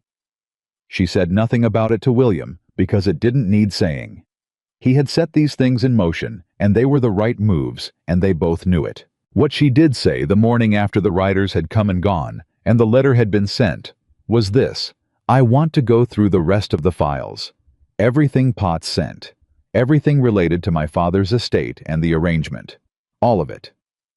William was at the kitchen table with his coffee. He looked at her steadily. "You think there's more?" "I think we found what we were looking for because we weren't looking for it," Clara said. "Which means there may be things we haven't found yet because we haven't been looking at all." He set his cup down. "The files are in the study. Take whatever you need." She spent the next 2 days in the study, working through every document Gerald Potts had ever sent to Carter Ranch. She built a timeline on a long sheet of paper. Dates, correspondences, decisions, cross-referenced against the dates she knew from her father's own records and the entries in the ranch accounts. She pinned the timeline to the wall above the writing desk and stood back and looked at it the way she used to look at a column of numbers that didn't balance, waiting for the pattern to resolve. It resolved on the afternoon of the second day. She went to find William immediately. He was in conversation with Rourke near the barn, and she waited again, the same as she always waited at the fence, and he saw her face and ended the conversation and came over. "What did you find?" he said. "Potts began corresponding with Driscoll 14 months ago," Clara said. "Not 8. I found 2 earlier letters filed under a different heading, my father's business correspondence, which Potts forwarded to you as part of the estate documentation." She paused. "Which means Potts started planning this while my father was still alive." William went very still. "While your father was alive." "Yes, which means—" Clara kept her voice measured, because the alternative was something she wasn't prepared to do in the middle of a working afternoon. "Which means the conversation my father had with you asking you to look out for me. It's possible Potts knew about that conversation. It's possible he used it, shaped it, made sure my father believed you were the only option available, so that when the time came, the arrangement would seem inevitable." The weight of that landed between them. Clara watched it land in William's face, not the anger which she'd seen before, but something underneath the anger, something older and more painful. The particular grief of discovering that a person who had trusted you was maneuvered into that trust by someone else. "Your father came to me," William said. "I believed he came because he trusted me." "He did trust you," Clara said immediately, and with conviction. "Potts didn't manufacture that. He just positioned it, used it. My father's trust in you was real. Potts simply made sure it operated the way he needed it to." William looked at her. "That doesn't make it feel better." "No," Clara said. "It doesn't. I'm sorry." He was quiet for a long moment. Then he said, "Write it up. All of it. The timeline, the letters, everything. Finch needs the full picture. Already drafted," Clara said. "I wanted you to know before I sent it." Something moved in his expression, the specific softening that happened when she did something that demonstrated she understood how he needed to receive information, that she thought about him as a person, and not just as the next step in a process. "Thank you," he said. And then quieter, "Are you all right?" She considered the question honestly. "I will be," she said. "But not today." He nodded. He reached out and put his hand briefly on her arm, not holding just contact, just the acknowledgement of presence. And then he went back to Rourke. Clara went back to the study and wrote the supplemental memo to Finch, and she did not allow herself to feel the full weight of what she had discovered about her father's last year of life until she had sealed the envelope and set it on the table. Then she sat back in the chair and let herself feel it properly and fully for exactly the time it took to be real. Her father frightened and running out of road, going to a man he trusted and asking him to protect his daughter. Potts standing behind all of it, pulling strings he'd had in place for over a year. Her father never knowing, never having any idea that the conversation he thought was his own idea had been arranged. She was still sitting in that feeling when Mrs. Deering appeared in the study doorway with a plate of bread and cold meat and a cup of tea, set it on the corner of the desk without a word, and left. Clara looked at the plate for a moment. Then she picked up the bread and ate it, because Mrs. Deering had been right, and because you had to keep going, and because the dead needed you to be fed and functional in order to finish what they couldn't. Finch's response arrived 4 days later, and it came with a deputy U.S. Marshal. His name was Harlan Webb, a lean man in his late 40s with the deliberate movements of someone who had spent decades making careful decisions in unpredictable situations. He arrived with Finch's letter and a federal warrant and the specific courteous gravity of a law enforcement officer who takes his work seriously enough not to enjoy it. Clara was in the yard when he rode in, and she was the one who spoke to him first because William was in the East Field, and she was there, and she had learned months ago that being there was usually more useful than waiting. "Marshal Webb, she said. "I'm Clara Carter. I believe you're here about Gerald Potts." Webb tipped his hat. "Ma'am, that's correct. Mr. Finch's documentation was thorough." "My work," Clara said. "Please come inside." She had the relevant files laid out in the study. By the time William came in from the field, slightly windburned, and clearly not expecting a federal marshal in his study. He looked at Webb, then at Clara, then at the files. "You moved fast," he said to her. "The marshal's time is valuable," Clara said. "I thought we shouldn't waste it." Webb spent 2 hours with the documentation. He asked precise questions, and Clara answered most of them because she had built the timeline and knew it in the way you knew something you had constructed with your own hands. Every joint, every connection, every place where it bore the most weight. William answered the questions about the boundary dispute and the riders and the specific nature of Driscoll's operations, which he knew from years of watching the eastern edge of his territory. At the end of 2 hours, Webb closed his notebook and said, "Mr. Potts is currently in Laramie. We'll pick him up today." He paused. "Driscoll is a more complicated matter. He has legal representation that will slow things down. But the federal land fraud statute applies clearly, and Finch has built a strong case." "How long?" William asked. "Months," Webb said. "Possibly longer. But the outcome," he looked at the documentation Clara had organized on the table. "With this quality of evidence, I'd say it's not in question." After Webb left, the ranch was quiet for a long time. Clara and William sat across from each other in the study, and neither of them said anything immediately because there was too much to say, and the wrong thing said first could make all the rest of it wrong. William said finally, "It's over." "The Potts part," Clara said. "The Driscoll part takes longer." "But the threat to the eastern boundary." "Webb's involvement changes the calculus significantly for Driscoll," Clara said. "A man who is willing to send riders to an occupied ranch at night becomes considerably more cautious when there's a federal warrant in play." William was quiet. "You've been thinking about this." "I've been thinking about this since last night," Clara said. He looked at her across the desk. There was something in his face she was still learning to read, not the surface expressions, those she understood now, but the deeper ones, the ones that came from the place where things cost him. He said, "When Potts arranged this marriage, when all of it was put in motion, I want you to know that the outcome doesn't feel like manipulation to me. It feels like—" He stopped. "Like what?" Clara said. "Like the only good thing that came from a very bad design," he said. The study was very quiet. Someone was working in the yard. The ordinary sounds of the ranch carrying on without concern for what was happening inside the walls of the house. "I feel the same way," Clara said, simply, without hedging. "I want to be clear about that." He held her gaze. Then he said with the deliberateness of a man who had made up his mind about something significant, "Clara, I know this has been complicated.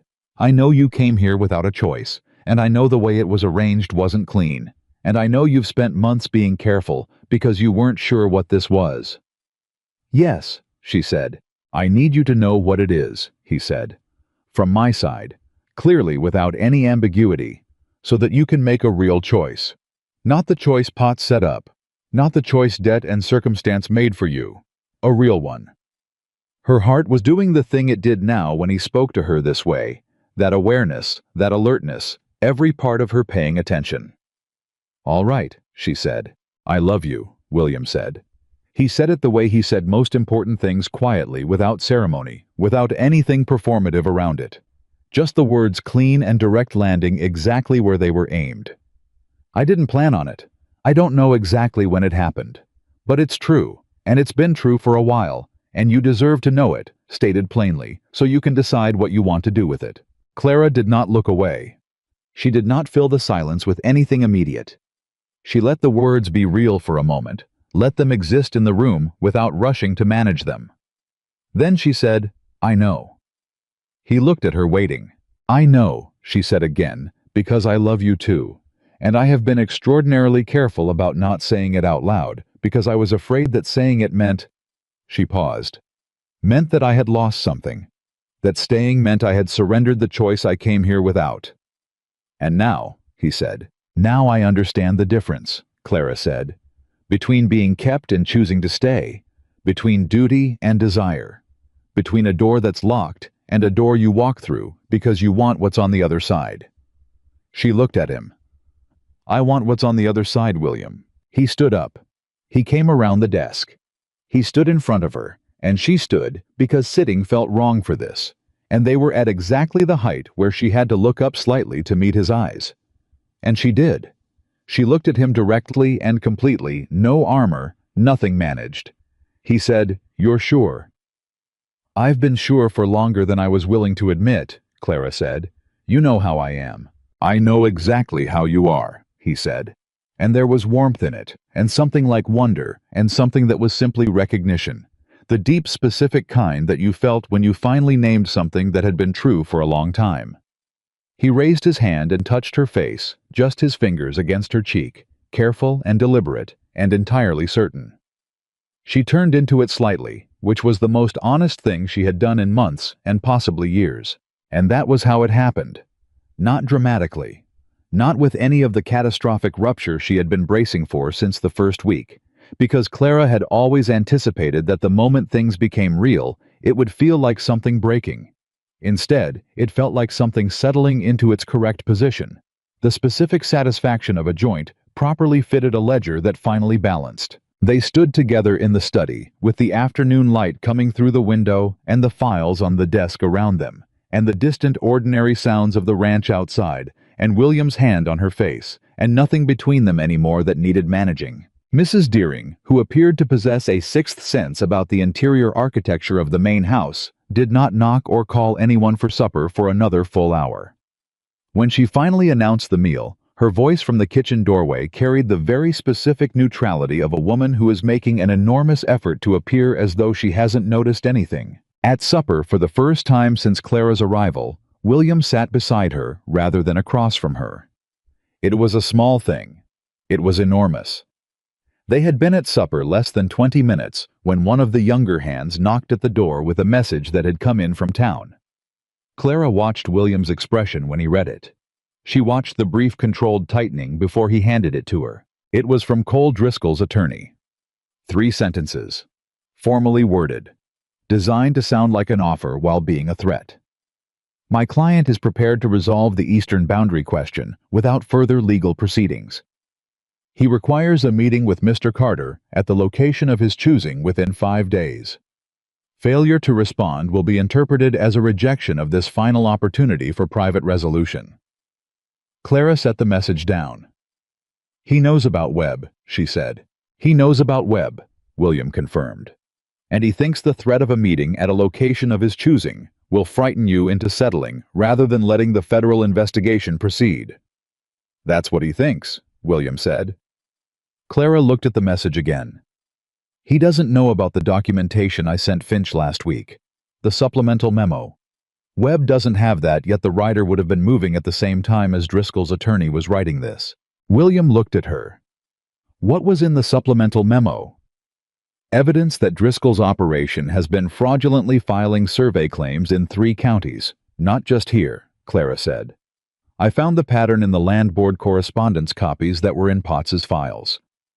When Webb has that information, the scope of the federal investigation expands significantly. Driscoll isn't just looking at the eastern boundary anymore. He's looking at a multi-county land fraud case. The silence in the dining room was very loud. He doesn't know that yet, William said slowly. No, Clara said. Which means he sent this letter believing he still had enough leverage for a private settlement. He doesn't. She looked at William. We don't respond. We send the supplemental documentation directly to Webb tonight, ahead of schedule, and we let the investigation run its course. William looked at her for a moment. You've been sitting on that supplemental memo. I wasn't sitting on it. I was verifying it, Clara said. I wanted to be certain before I sent it. How certain are you now? Certain enough to put my name on it, she said, which was what she always said, and which he now understood meant completely certain. That phrase was her specific signal, and he had learned it. He knew her language. Send it tonight, he said. She went to the study after supper and wrote the cover letter to Marshall Webb with the precision and clarity she brought to everything that mattered. William came in while she was writing and sat in the chair across the desk, not interrupting, just present, which was its own kind of statement. She finished the letter, read it once, made one correction, and sealed it. I'll have it on the night writer, William said. Thank you, Clara said. She set the pen down. She looked at him in the lamplight, this man she had arrived to face like someone walking toward a reckoning. This man who had stepped back and placed the papers on the table and said, I won't own your life. This man who had given her the accounts and stood beside her at the morning muster and held her hand on the porch rail and said the word together like it was a decision rather than a description. What are you thinking? William asked. I'm thinking, Clara said slowly, that when I arrived here, I was completely certain that nothing about this situation was within my control. And now, she looked around the study, the timeline on the wall, the organized files, the work that had built itself into something solid and real over the past months. Now I think I had it backwards, she said. I thought control was something you had before things happened to you. I didn't understand that it's something you build while things are happening. William was quiet. You built a great deal, he said. We built a great deal, Clara said. He looked at her with that expression, the complete one. The unguarded one. The one that had started appearing more frequently since the night on the porch. Yeah, he said. We did. The night writer took the letter at 10 o'clock. Clara stood on the porch and watched him go, the sound of the hooves fading into the Wyoming dark, and she felt the specific satisfaction of a right move made at the right time, and underneath that, something simpler and warmer that had nothing to do with strategy. William came out and stood beside her. He stood close enough that their arms touched, which neither of them mentioned and neither of them adjusted. Driscoll gets the response he deserves, Clara said. Nothing. Nothing, William agreed. And when Webb has the supplemental documentation. It's over, William said. For real. Clara was quiet for a moment. Then she said, I want to talk about what comes after. William looked at her. What do you mean? After the investigation, after Driscoll, after all the legal machinery finishes running. She turned to face him. I want to talk about what this ranch becomes, what we build, not what we defend, what we actually build. He turned to face her too. You have ideas. I have very specific ideas, Clara said. The Henderson family on the south border is going to lose their grazing lease next spring. They have 4 children, and they've been good neighbors. There's a way to restructure the arrangement that benefits both holdings and doesn't put them out. There are 2 other families in similar situations, William said. The McKees and the Praters. I know, Clara said. I found them in the neighbor correspondence file. I've been thinking about a consolidated community arrangement, a cooperative leasing structure essentially. Multiple families, shared resources, organized accounts. She paused. It would require significant initial investment and considerable administrative work. William looked at her. In the dark, she could see the quality of his attention that focused complete listening. That was one of the things she had come to understand was genuinely rare in a person. You've already worked out the numbers, he said. Roughly, Clara said. I'd need another 2 weeks to make them precise. Then take 2 weeks, he said. And when they're precise, show me. She looked at him. You're not going to tell me it's too ambitious. You've been right about everything else you've put numbers to, William said. I'd be a fool to tell you something's too ambitious before you've shown me the math. Clara said nothing for a moment. She was looking at him in the dark and feeling with a fullness she was no longer trying to regulate what it was like to be known. Not seen, she had been seen before, in the way people see something useful. Known. The specific and particular weight of having a person understand how your mind worked and trust it because they had watched it work and knew it was worth trusting. "William," she said. "Yeah. I'm glad I stayed." He reached out and took her hand the way he had on the porch that first night, sure and warm and completely without hesitation. "So am I," he said. "More than I know how to say." They stood on the porch for a while after that, not talking, because not everything needed talking, and both of them had learned by now that the silences between people who understand each other are not empty but full of everything that doesn't need to be said out loud. Webb's confirmation arrived 3 days later. Gerald Potts was in custody. The supplemental documentation had expanded the federal investigation to exactly the 3-county scope Clara had identified. Driscoll's operation had been frozen pending investigation, which effectively ended any active threat to the eastern boundary. Finch wrote separately to confirm that the civil fraud cases were proceeding and that the legal machinery was now fully operational. Clara read both letters at the kitchen table in the morning, the same place she had read the first devastating letter from Potts what felt like a different lifetime ago. She read them twice. Then she set them face up on the table, unlike the way she had handled the first letter from Consolidated Credit Associates all those months ago. Face up, nothing to hide from, nothing to brace against. William came in and read both letters. He set them back on the table and looked at her and said, "Is that it?" "That's the majority of it," Clara said. "The investigations take time, but the immediate threat is yes. That's it." He looked at her. Then he said something she didn't expect.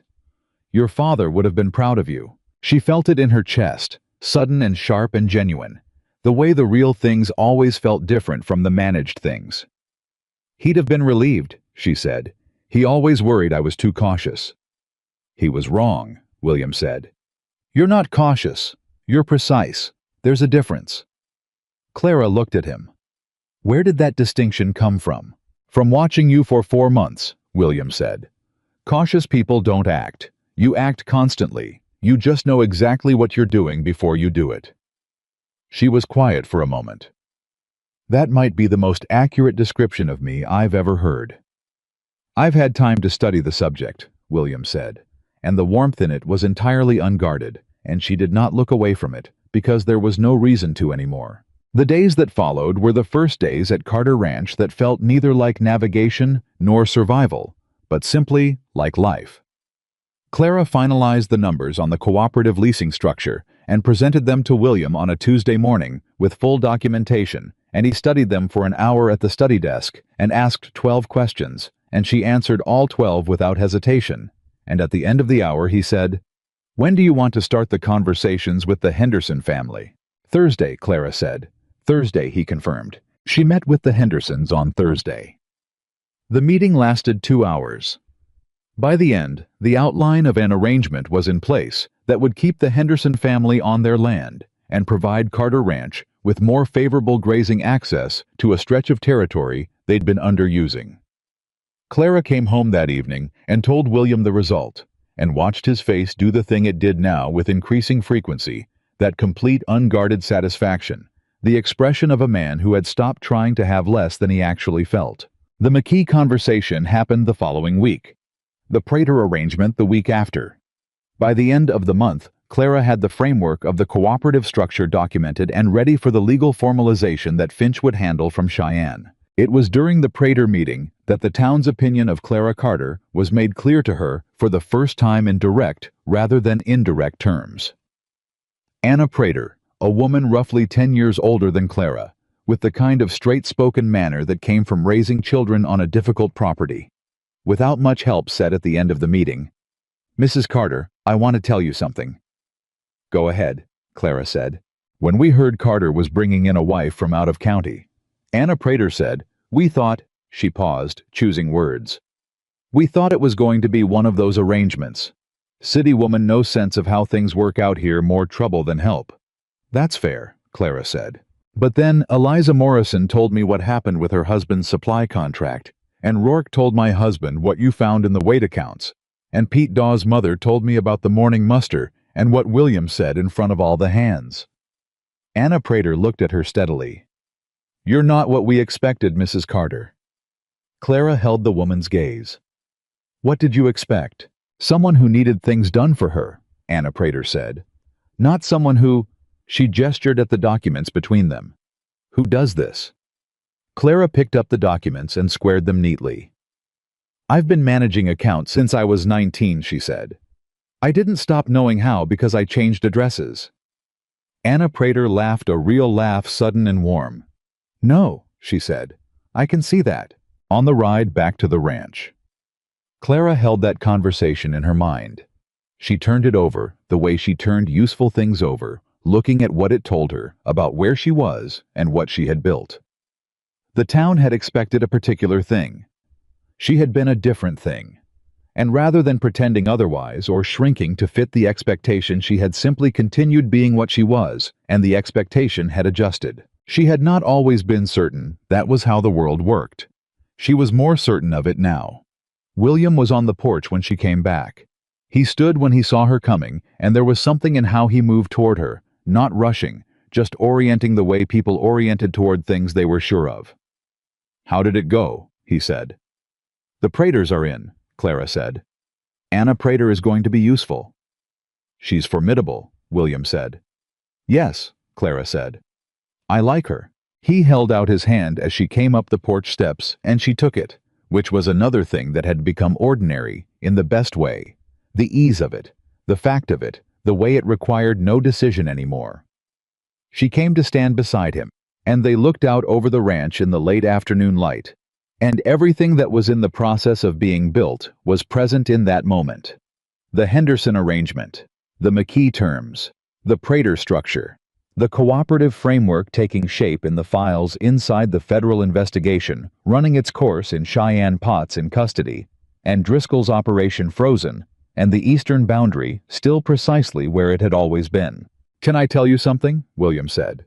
"You can tell me anything," Clara said. 4 years ago, after Eleanor died, I thought—" He paused, searching for it carefully. "I thought this place was going to be the thing I was good at, running the ranch, managing the land, and that was going to be enough because I didn't know how to want anything else." Clara held his hand and listened. "And then you came," he said. "And it turns out I didn't just build a ranch. I built something that could hold a partnership." He looked at her.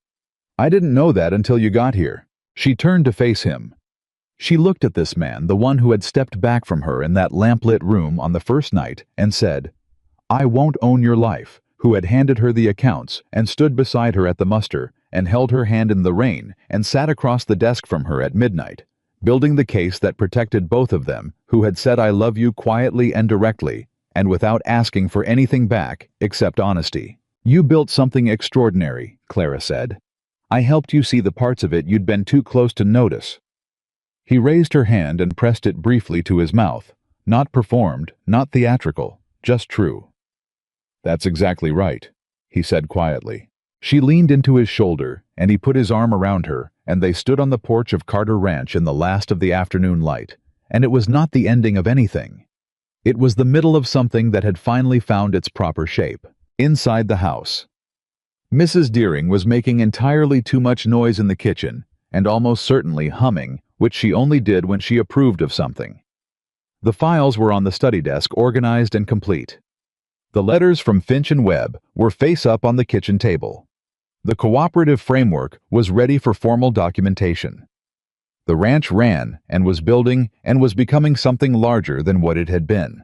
And Clara Carter, who had arrived at this place with one trunk and no choice, and a piece of paper that said her life belonged to an arrangement, stood in the arms of the man she had chosen on the land they were building together, and felt for the first time in longer than she could accurately calculate completely at home in exactly the life she was living. The cooperative agreement was signed on a Wednesday morning in early spring, with Anna Prater's firm handwriting at the bottom of the document, alongside the Henderson and McKee signatures. And Clara stood at the study desk and looked at those 4 names, including her own, and felt something she had not felt in so long she almost didn't recognize it. She felt finished. Not in the way of defeat or exhaustion, in the way of a column of numbers that had finally completely balanced. She brought the signed document to William, where he was working in the yard. She handed it to him without preamble. He looked at it, read every name, and then looked at her with the expression that was still, even after all these months, capable of doing something specific to the air in her chest. "That's it," he said. "That's the framework," Clara said. "Finch files the formal documents next week. After that, it's operational." William looked at the signatures again. "3 families," he said, "kept on their land." "For now," Clara said. "I have 2 more I want to approach in the fall." He looked up. 2 more.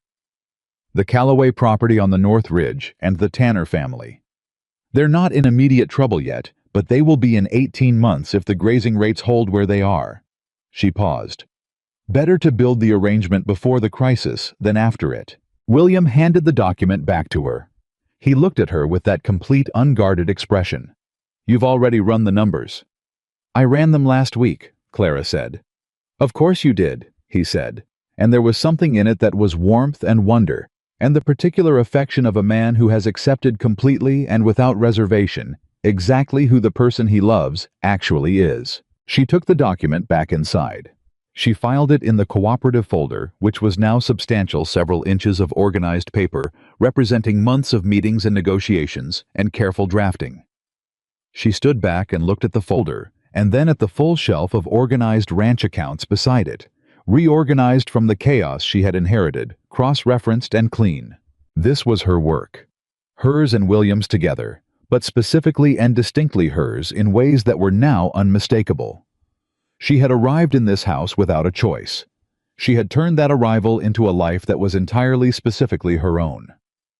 The letter from Marshall Webb arrived 10 days after the cooperative signing. Clara read it at the kitchen table as she read most things of significance, and she read it twice before she went to find William. Cole Driscoll had accepted a federal settlement. The terms included forfeiture of the fraudulently claimed survey rights in all 3 counties, a substantial financial penalty, and a permanent prohibition on filing land claims in Wyoming Territory. His operation was effectively ended. The eastern boundary of Carter Ranch was confirmed and would remain exactly where it had always been. Gerald Potts had entered a guilty plea to the fraud charges. He would not practice law again. William read the letter standing in the barn doorway, holding it in both hands, not moving. Clara stood nearby and let him read it the way she had learned to let him process things completely, without rushing him toward a reaction. When he looked up, he said, "It's done." "It's done," Clara said. He was quiet for a moment. Then he said something she didn't expect. "I want to do something with the eastern pasture." She waited. "The 80 acres Driscoll was trying to take," he said. "I want to do something with them that means something, not just graze it, something that, he searched for it, something that makes it clear what it's for." Clara thought about it. "The Henderson children have nowhere to be schooled past the age of 9, she said slowly. "The McKee family the same. If there were a building, a proper one on that pasture with someone qualified to teach." William looked at her. "A school. A community school," Clara said. "On the land they tried to steal." She paused. "I think that would mean something." William was quiet for a long moment. The barn was warm around them, the sounds of the ranch ordinary and continuous outside. "Yeah," he said. "I think that would mean something too." The school idea became a plan within a week, because once Clara had decided something was worth doing, she moved toward it with the same systematic precision she brought to supply contracts and account audits. She drafted a proposal by the end of the first week. She identified 3 potential teachers by the end of the second, writing to contacts in Cheyenne and Laramie and the county seat.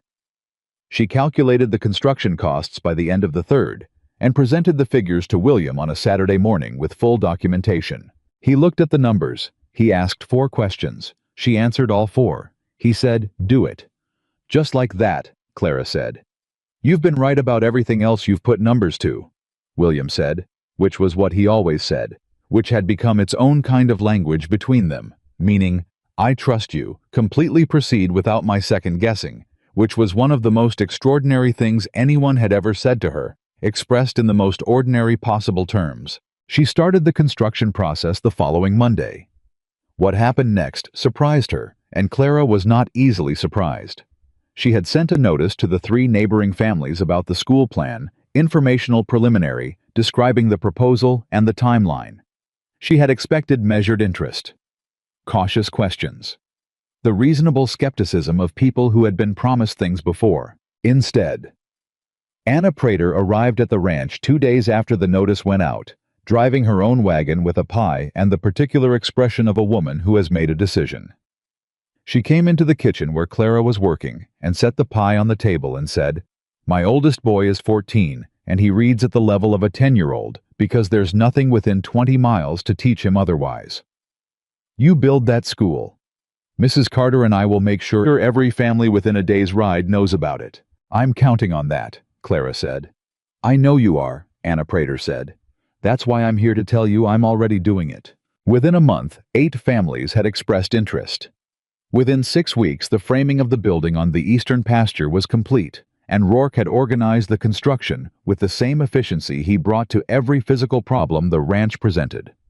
William worked alongside the other men on the frame, not supervising building, which Clara noticed, and which she thought told you everything you needed to know about who he was. She brought him water one afternoon during the construction, and stood watching the frame go up, and she thought about Driscoll's riders arriving in the dark, with their threat about this very piece of land. And she thought about Potts and his careful maneuvering, and the forged signature, and the letter that was supposed to trap her, and instead had brought her here to this afternoon, to this pasture, to this. "What are you thinking?" William asked.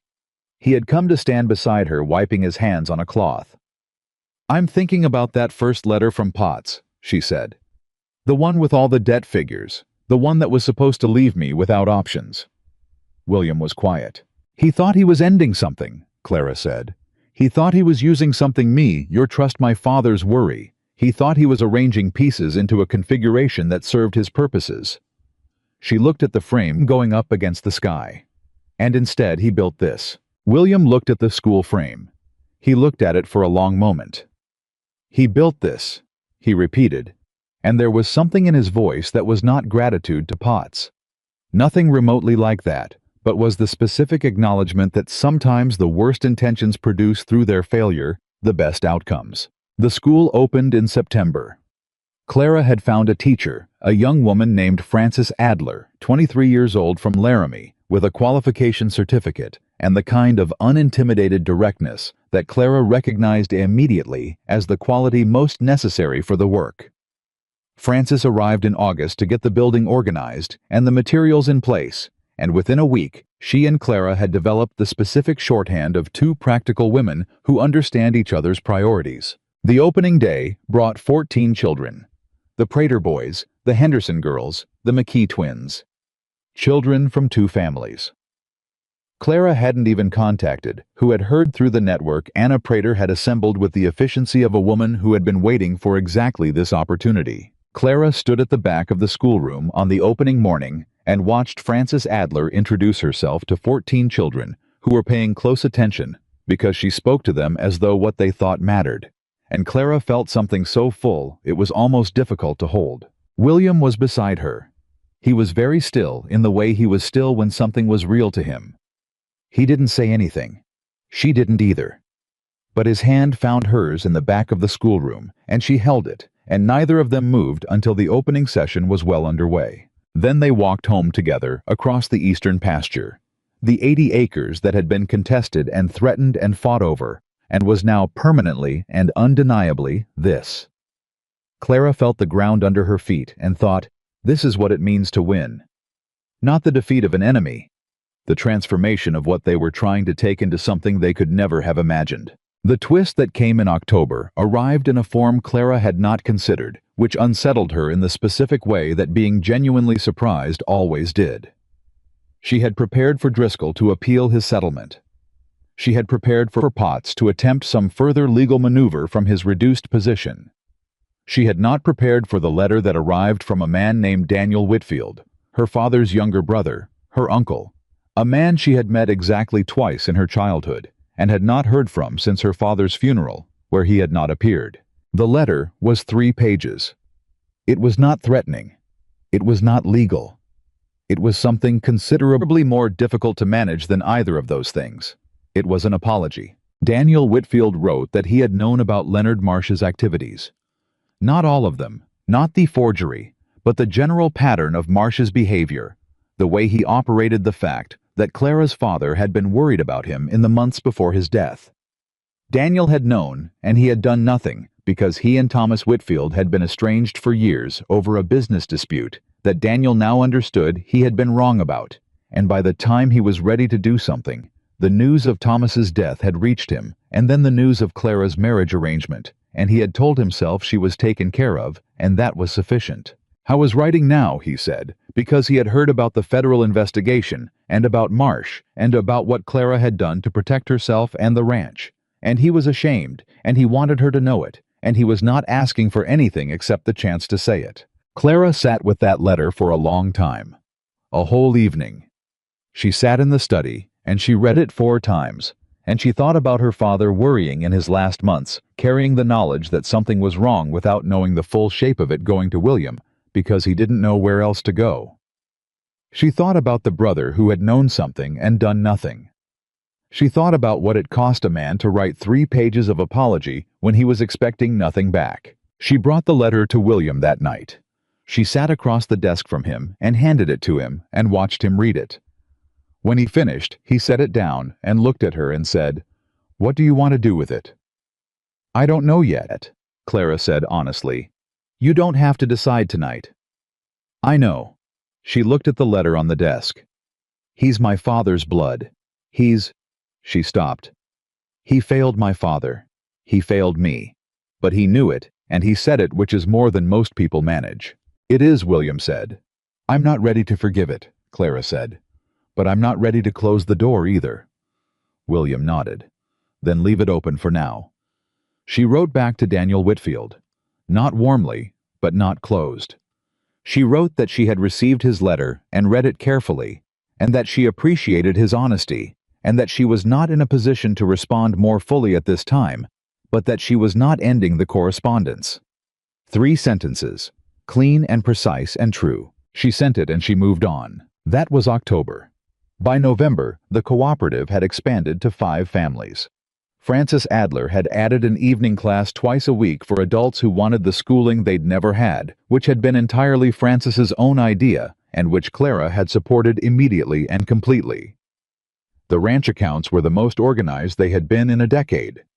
The eastern boundary was documented and confirmed, and the documentation was filed in triplicate in 3 separate locations, which had been Clara's specific insistence, and which Rourke had carried out with the thoroughness she'd come to expect from him. And the school on the eastern pasture had 16 children enrolled by November, with 2 more families making inquiries for the spring.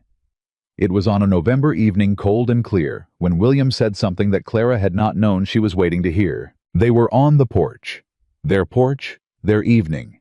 The specific habit that had outlasted everything that had tried to interrupt it. Clara had her hands wrapped around a cup of coffee. William was beside her, closer than was strictly necessary for porch sitting, which was how it always was now. He said, "I've been thinking about something." "Tell me," she said. "When you came here," he said, "I told you that I wouldn't let you leave thinking you still didn't have a choice. Do you remember that?" "I remember everything," Clara said. "I've been thinking about whether it was true," he said. "Whether I actually gave you a real choice, or whether by that point," he paused, "whether the circumstances had already shaped things in a way that made the choice feel more free than it was." Clara turned to look at him. This was the thing she loved most about him.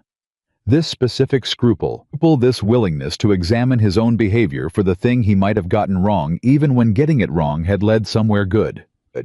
"William, I need to know," he said. "Then I'll tell you," she said. "When you said that I had already decided, not because I had nowhere to go, I had considered my options carefully enough to know that wasn't true. But because I had been here long enough to know that leaving would be losing something real.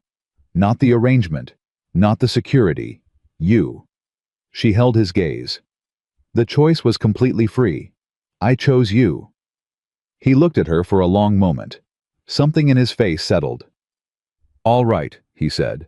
"All right," she agreed. I was quiet for a moment. Then, "I want to ask you something." "Ask," she said. "We came into this as an arrangement," William said. "A transaction. a piece of paper signed for practical reasons. He reached into his coat pocket. He held out his hand. In his palm was a ring, a simple gold band with a small inset of dark red stone, unpretentious and exact, and clearly chosen with care. I want to give you something that wasn't part of the arrangement. Something that's only about the choice. Clara looked at the ring. She looked at his face.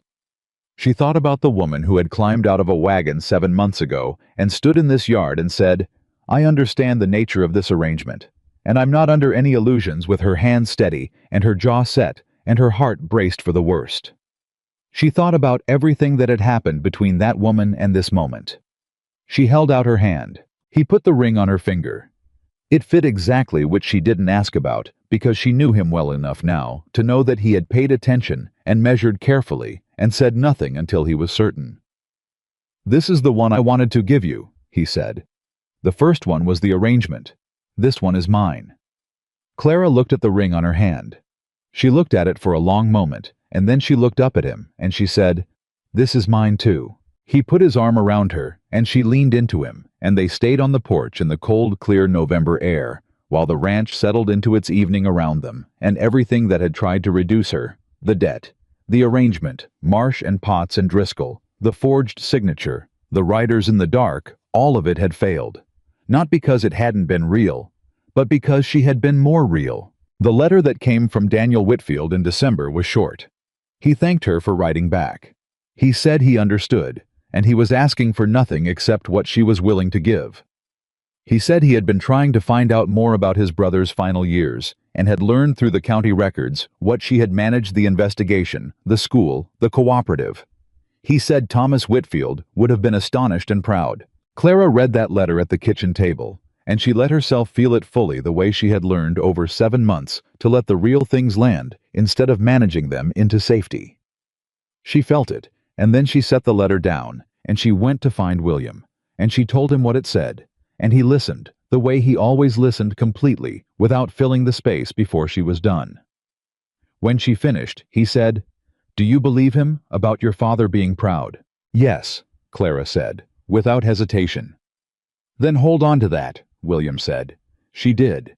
She held on to it, and she moved forward, which was what her father had always done, and what she had learned from him, without knowing she was learning it, and what she now understood was the most useful inheritance he had left her. Not the debts, not the problems, but the specific refusal to be stopped by them. Years later, not many years, but enough for the school to have a second teacher, and the cooperative to have 8 families, and the eastern pasture to be the most valued piece of land in Harrow County, for reasons that had nothing to do with grazing rates. Anna Prater's oldest son, the one who had read at the level of a 10-year-old at 14, stood up at a county meeting and spoke clearly and precisely about the community land rights proposal he had written, and Clara sat in the second row and watched him speak, and felt the specific satisfaction of something that had been built correctly from the ground up. William was beside her. He leaned slightly toward her and said very quietly, "You did that." "Francis did that," Clara said. "Francis taught him to read better," William said. "You built the room he learned it in."